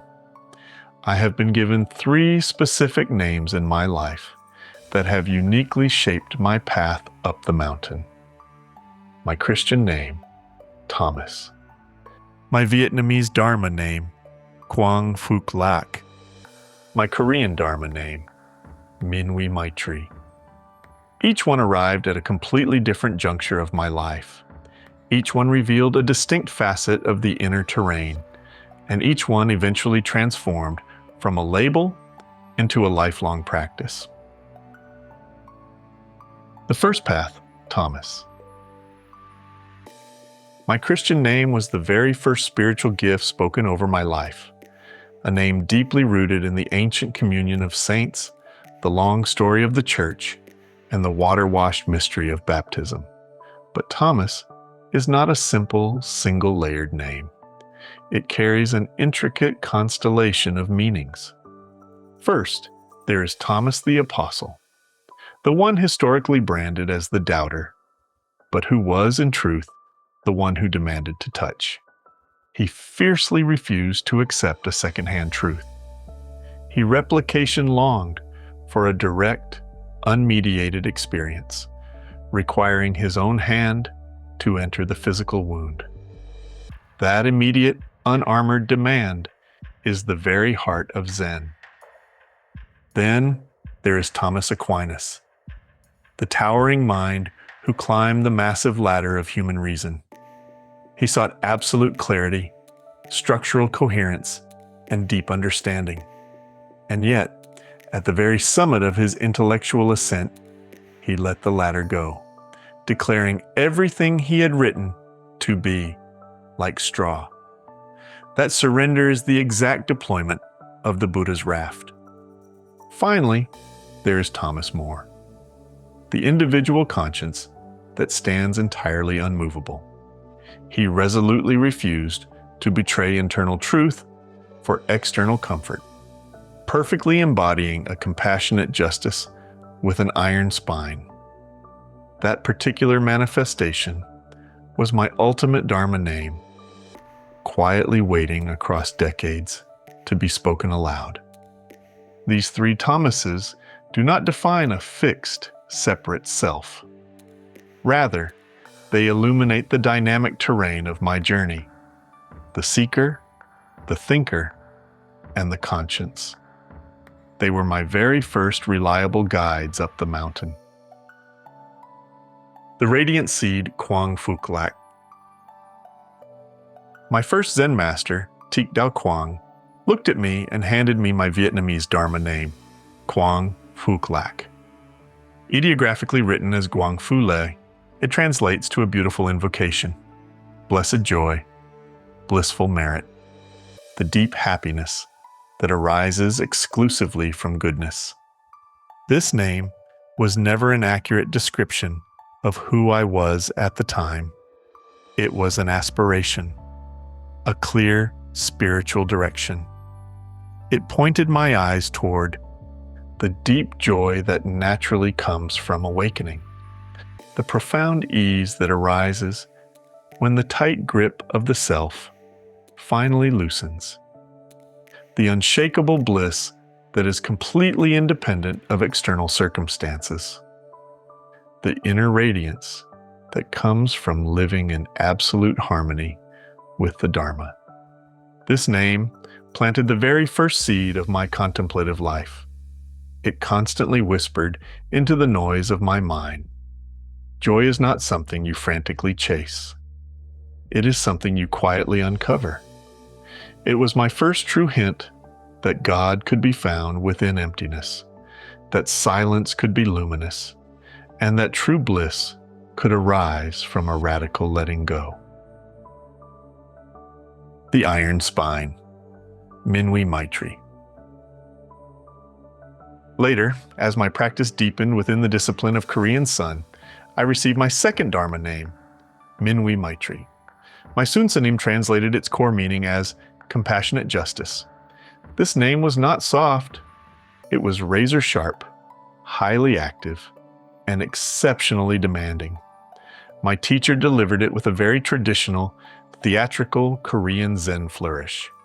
He locked his eyes onto mine and commanded, "Minwi, show me compassionate justice." He did not ask me to define it with words or explain its mechanics in an essay. He demanded that I show it. In the Korean tradition, a Dharma name is never a title to wear. It is an active role you must fully inhabit, a living koan you are required to become. This name pointed my life toward a new, demanding landscape, compassion backed by a clear backbone, justice rooted deeply in mercy. The seamless union of Kuan Yin and Jesus Christ. The immediate courage to act, the painful tenderness required to truly listen, the total willingness to stand directly with those who suffer. It was the precise name that echoed the unyielding stance of Thomas More. It was the name that structurally prepared my heart to meet Mary and Avalokiteshvara on the ridge. It was the name that taught me, once and for all, that true awakening can never be passive. Compassion must move, justice must breathe. Mandalas of the Heart.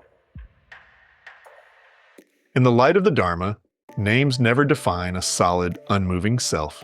Instead, they beautifully reveal the ultimate emptiness of the self. They demonstrate that identity is never a fixed cage, but is fluid, relational, and deeply aspirational. My Christian name intimately ties me to Christ, to Mary, and to the global communion of saints. My Vietnamese name ties me to joy, to merit, and to the spacious bliss of awakening. My Korean name ties me to compassion, to justice, and to the active vow to help others up the mountain. Together, they form a perfect mandala, a map of the path I have walked and the path I am still walking today. On the mountain, that sun landscape, where RAMBAM, Aquinas, John of the Cross, and Chinul all meet in council, I imagine these three names meeting as well. Thomas the Apostle reaches out and touches the physical wound. Thomas Aquinas steps back and lets go of his ladder. Thomas More stands firm in absolute conscience. Kwang Phuc Lak radiates an uncaused joy, while Minwi Maitri acts with fierce compassion. And then Mary and Avalokiteshvara step forward, the mother and the bodhisattva. And they say to me again, "You don't have to climb so fast, Tom. There are many others you can help along the way." In the silence that follows, I hear Christ whisper, "When you have done it unto the least of these, you have done it unto me." And I hear the ancient Heart Sutra respond, "Form is emptiness, emptiness is form." And I finally realize the truth. My names are not identities to protect. They are vocations. They are the path itself.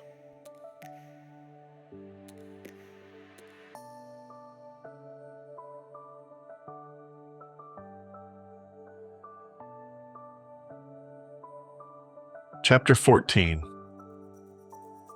The Insight of St. John of the Cross, the Practice Manual. I did not come to the dark night of the soul as an academic scholar, or as a casual reader browsing the classic anthologies of Christian literature.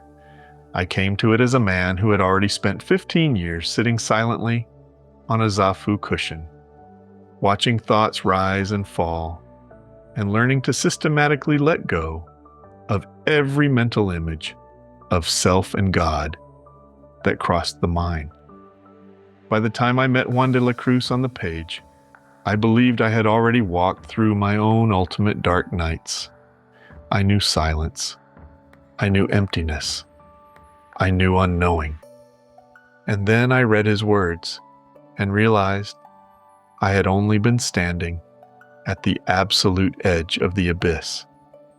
St. John of the Cross does not write about the dark night as a distant abstract idea. He writes entirely from within it.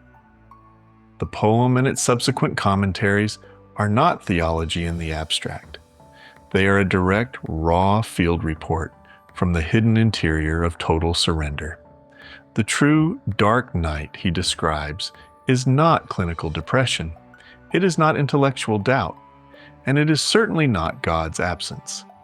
It is God's overwhelming presence in a form the fragile ego cannot recognize. It is the unadulterated light of the divine shining so blindingly bright that, to our ordinary, limited way of seeing, it can only appear as total darkness. What struck me first about his manual was how incredibly practical it all was.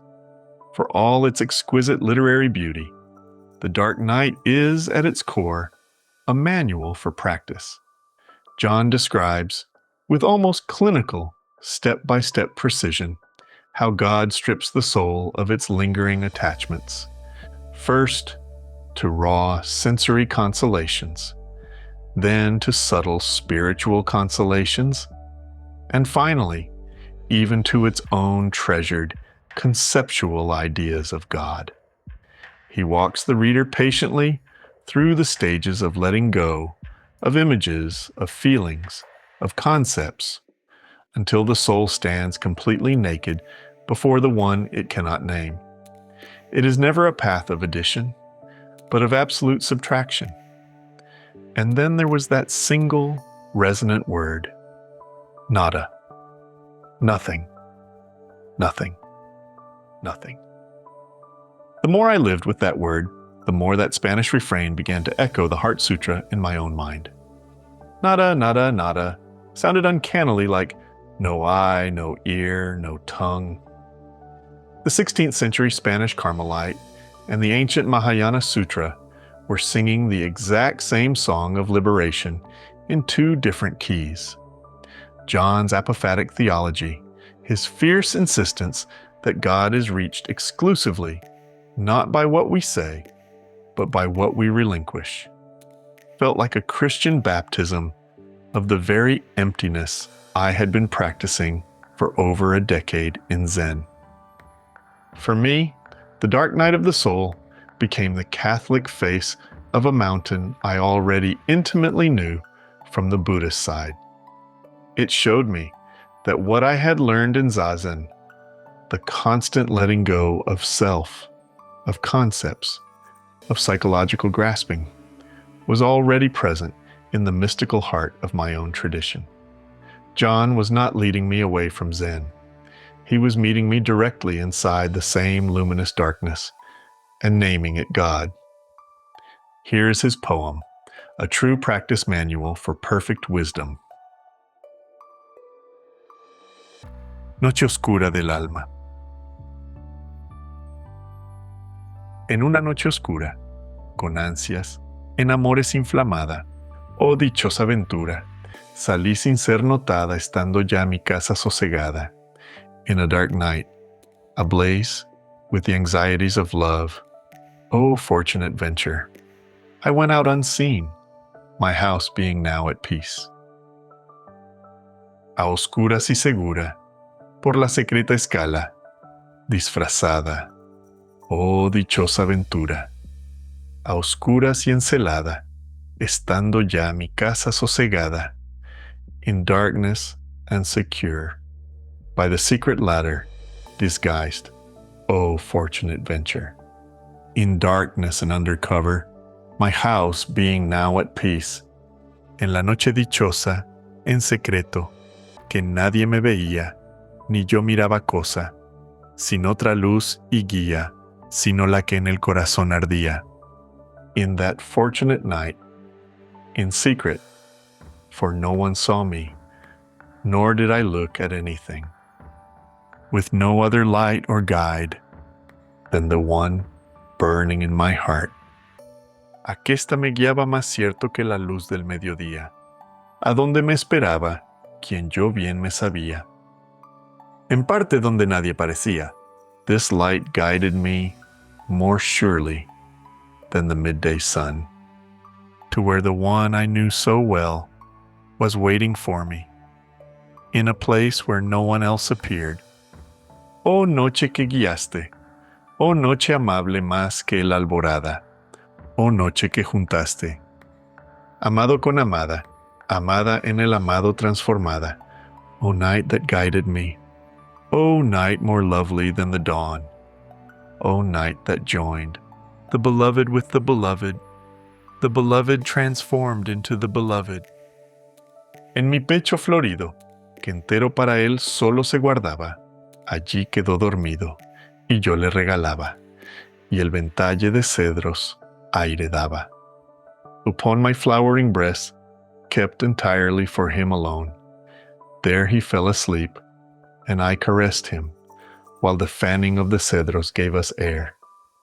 El aire de la almena, cuando yo sus cabellos esparcía, con su mano serena en mi cuello hería, y todos mis sentidos suspendía. The breeze from the turret, as I scattered his hair, wounded my neck with its serene hand, suspending all my senses. Quedéme y olvidéme, el rostro recliné sobre el amado. Cesó todo, y dejéme, dejando mi cuidado entre las azucenas olvidado. I abandoned myself and forgot myself, resting my face upon the beloved. All ceased, and I let myself go, leaving my cares forgotten among the lilies.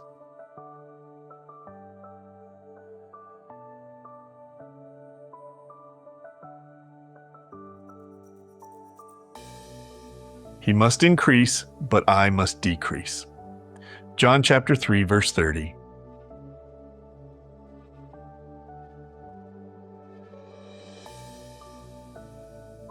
Chapter 15. The Perfection of Wisdom, Heart Sutra, the Practice Manual. I did not come to the Heart Sutra as an academic scholar of Buddhism. I came to it as someone who had spent years sitting in deep silence, watching the separate self dissolve and reassemble, and learning to gradually trust the vast space between thoughts.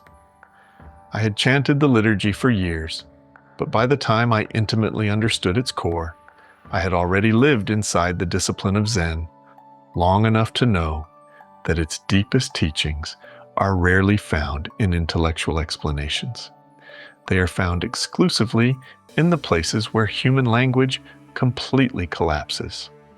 The Heart Sutra is the shortest scripture in Mahayana Buddhism, but it cuts the deepest. It is not a philosophical treatise. It is not a complex metaphysical argument. It is a direct set of instructions for seeing cleanly through the illusion of a separate self. It is a manual for walking straight into emptiness and discovering that emptiness is not a stark void, but a luminous fullness too vast for the analytical mind to ever grasp. When the Bodhisattva Avalokiteshvara looked deeply into the 5 skandhas and saw that they are empty, he was not performing an objective intellectual analysis. He was describing the exact moment the heavy scaffolding of the ego falls away.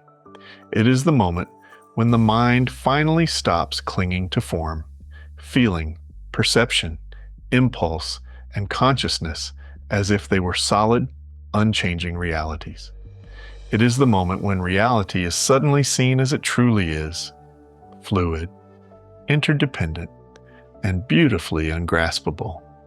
And then comes the line that has echoed loudly through Zen halls for centuries. Form is emptiness. Emptiness is form. For years, I chanted those words without fully understanding them within my own skin. I thought they were merely deep paradox, high poetry, or Oriental philosophy. But the more I practiced on the cushion, the more I realized they were concrete instructions. They were telling me exactly how to see. They were telling me how to let go. They were showing me that the world is never divided into rigid binaries of sacred and profane, self and other, or God and creation.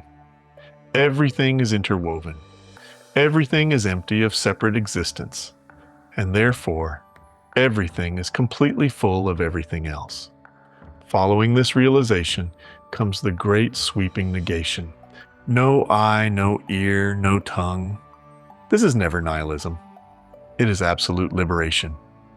It is the systematic stripping away of every single category the grasping mind uses to manipulate and partition reality. This is the Buddhist version of apophatic theology, the radical refusal to let any concept, any image, or any mental idea stand in for the unnameable truth.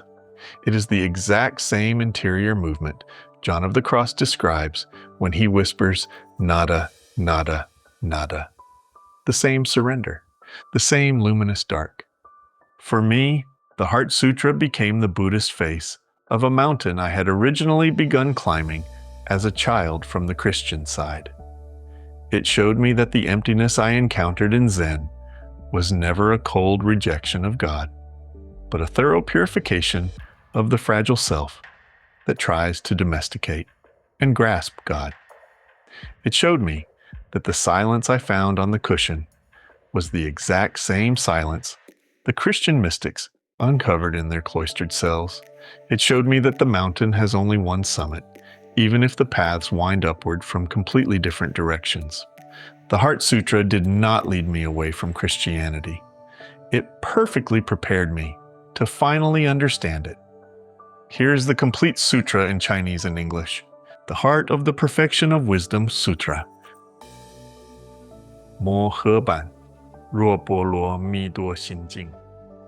观自在菩萨行深般若，波罗蜜多是照见五蕴皆空，都一切苦厄，舍利自色不异空，空不异色，色即是空，空即是色，受想行识亦复如是，舍利自是诸法空相，不生不灭，不垢不净，不增不减，是故空中无色，无受想行识，无眼耳鼻舌身意，无色声香味触法，无眼界乃至无意识界，无无明亦无无明尽，乃至无老死亦无老死尽，无苦即灭道，无知亦无得意，无所得故菩提萨埵依，般若波罗蜜多故心无挂碍，无挂碍故无有恐怖，远离一切颠倒梦想究竟，涅槃三世者佛一般若，波罗蜜多故的阿耨多罗，三藐三菩提故知般若，波罗蜜多是大神咒，是大明咒，是无上咒，是无等等咒，能除一切苦，真实不虚故说，般若波罗蜜多。咒即说咒曰：揭谛揭谛波罗僧揭谛菩提所婆诃。English translation. When the Bodhisattva Avalokiteshvara was practicing deep Prajaparamita, the perfection of wisdom meditation, he illuminated the 5 skandhas, components of existence, and saw that they are all empty, thereby overcoming all suffering and distress. Shariputra, form is not different from emptiness. Emptiness is not different from form. Form is emptiness. Emptiness is form. The same is true of feelings, perceptions, impulses, and consciousness. Shariputra, all phenomena are marked with emptiness. They are neither born nor destroyed, neither defiled nor pure, neither increasing nor decreasing. Therefore, in emptiness, there is no form, no feeling, perception, impulse, or consciousness. No eye, ear, nose, tongue, body, or mind. No color, sound, smell, taste, touch, or phenomena.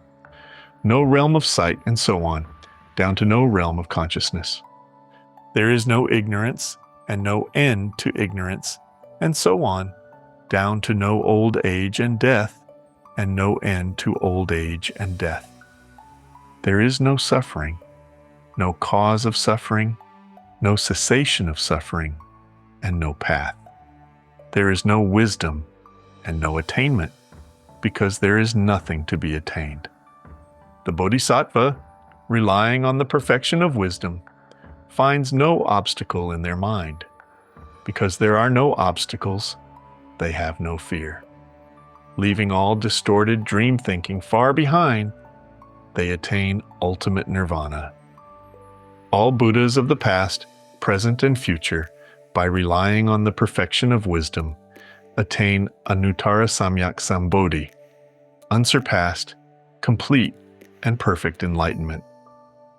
Therefore, know that the perfection of wisdom is the great transcendent mantra, the great bright mantra, the supreme mantra, the unequaled mantra, which is capable of removing all suffering. This is true, not false. Hence, he spoke the perfection of wisdom mantra, proclaiming, Gate gate parasam gate bodhi svaha. Gone, gone, gone beyond, gone altogether beyond. O awakening, hail. And the light shineth in darkness, and the darkness did not comprehend it. John chapter 1, verse 5.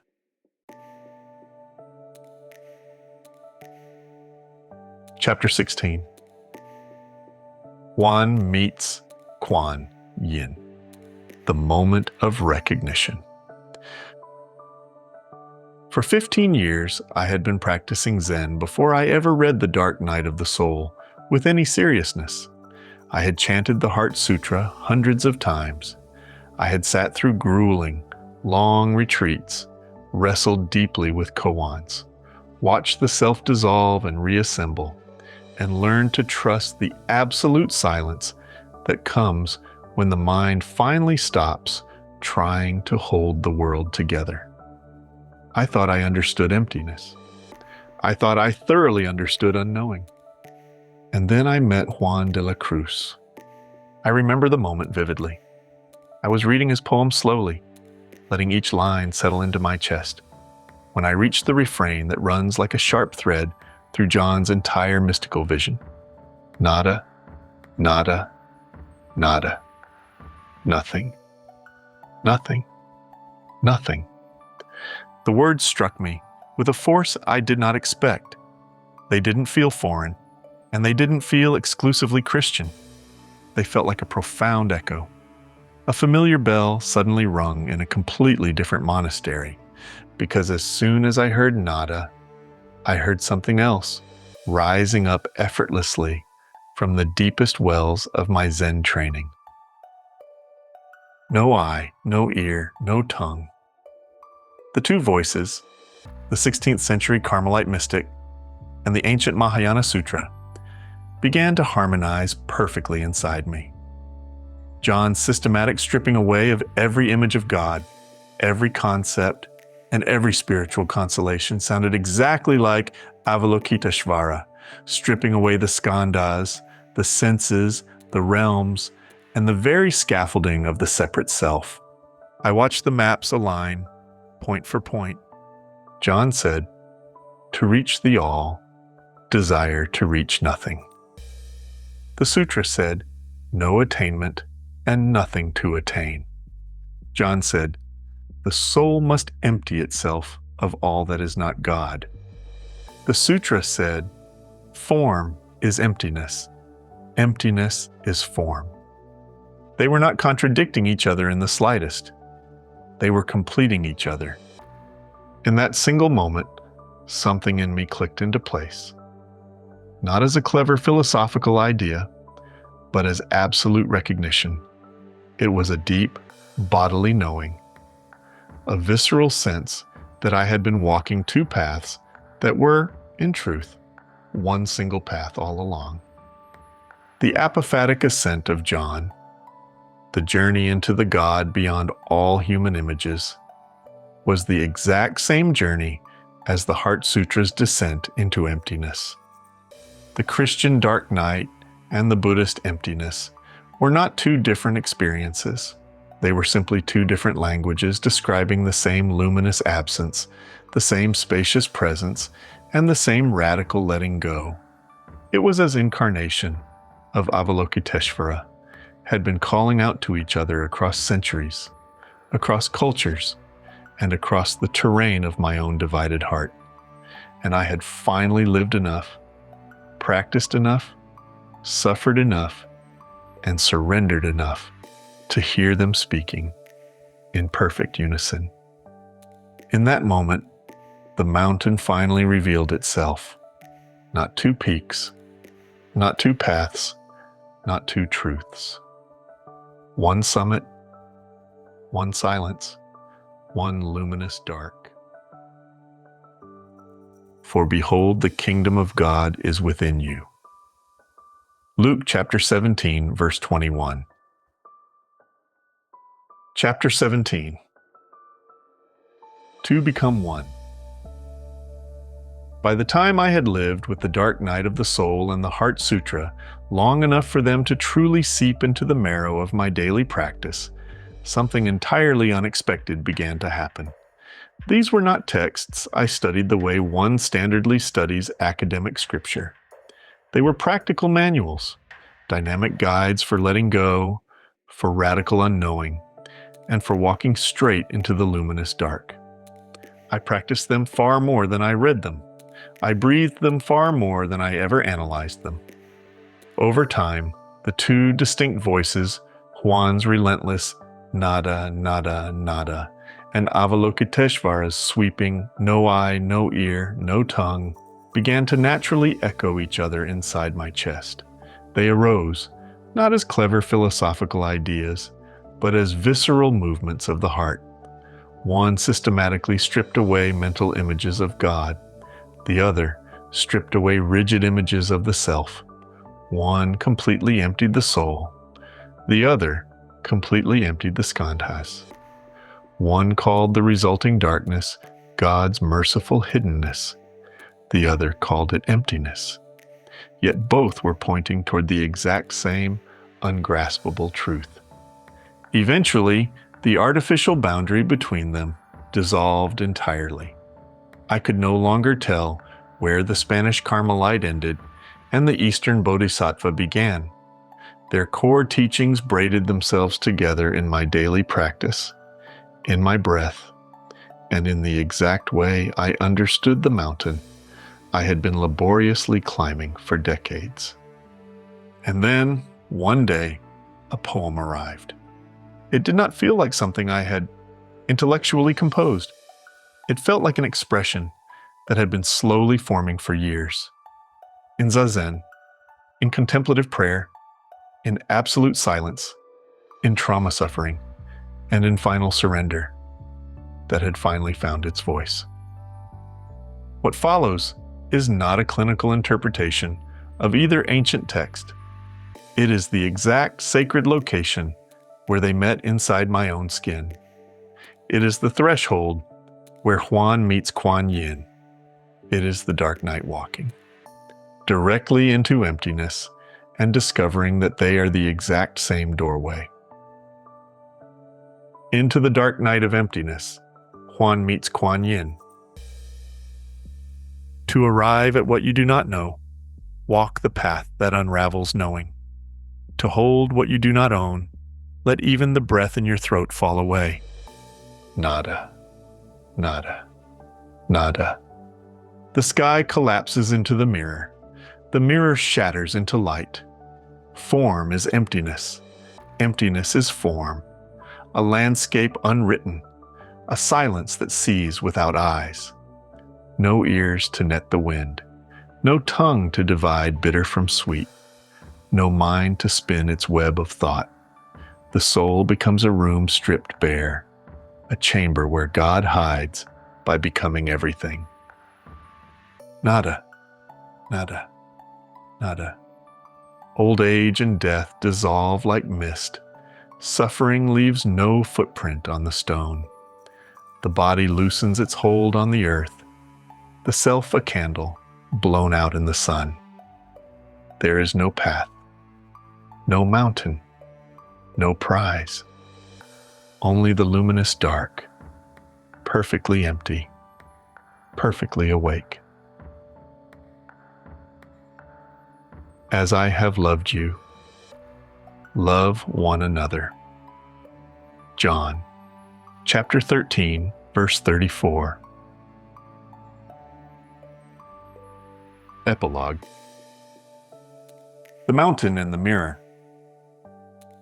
There is a moment on every true pilgrimage when the path stops being a path and becomes a mirror. You look up expecting to see the final summit, and instead, you see yourself. Not the separate self you have laboriously carried for years, but the one that has been quietly forming beneath every step, every breath, and every radical letting go. When I first began this journey, I thought I was making a definitive choice between conflicting traditions. I thought Zen and Catholicism were two entirely different worlds, two different languages, and two incompatible ways of naming the real. I believed, with a sense of anxiety, that I had to decide which one was truly mine. But the mountain had other plans. Zen taught me how to empty the mind. Catholicism taught me how to open the heart. Together, they taught me how to see. The dark night stripped me of every rigid image of God. The Heart Sutra stripped me of every defensive image of self. Together, they revealed a boundless silence that was neither exclusively Buddhist nor Christian, but simply and utterly true. Along the way, the necessary teachers appeared at their designated thresholds. Aquinas, with his luminous simplicity, John with his dark night, RAMBAM with his apophatic silence, Tai with his gentle compassion, Seung Sahn with his sudden thunder, Chinul with his gradual clarity, the Caussade with his sacrament of the present moment, and Merton with his universal bridge. They did not lead me to different places. They reliably led me to the exact same threshold. And when I finally possessed the courage to step through, I discovered that the one I had been seeking was not waiting for me at the summit at all. He had been walking with me the entire time. The mountain is God. The mirror is God. The silence that vibrates between them is God. Zen has not replaced my Catholicism. Catholicism has not replaced my Zen. They have beautifully braided themselves together into a single, cohesive way of seeing, a single way of listening, and a single way of being fully present to the world. If this book has a definitive purpose, it is not to intellectualize, to persuade, or to compare. It is simply to testify. There are many paths up the mountain. There is only one summit, and the silence at the top speaks every language. I do not know where your individual path will lead you. I only know this: walk with absolute sincerity. Walk with active compassion. Walk with an open hand. Walk with an uncluttered heart. And when the mountain finally reveals itself to your eyes, may you recognize, with a sudden shock of joy, the one who has been walking beside you from the very beginning. Author's note: no one walks the mountain alone. Although this book is the singular story of my own journey, it is unfolded entirely within a beautiful community of companions whose steady presence has anchored my steps and brightened my path. I want to offer a deep, special word of gratitude to Father Peter Nam Tran, OAD, whose genuine friendship and dedicated pastoral care have accompanied me through the vulnerabilities of my journey back home into Catholicism. He is a bright young priest with a missionary's heart, and his consistent encouragement has been a quiet, unexpected grace in my life. I am equally grateful for the many guides, teachers, and friends who have walked beside me across both great traditions. As both Buddhism and Christianity beautifully teach, spiritual friends are not merely a helpful addition. They are the whole of the holy life. Their combined wisdom, patience, and active compassion have shaped the marrow of my bones far more than any book or static doctrine ever could. To all who have shared this path with me, in deep silence, in prayer, in late-night conversation, or simply in quiet presence, thank you. This book is, in many ways, a direct reflection of the light you have carried. This concludes Seeing the Mountain, written by Thomas C. Daniels, narrated by the author, copyright 2026, Thomas C. Daniels. All rights reserved. No part of this recording may be reproduced or distributed without permission of the copyright holder. Thank you for listening.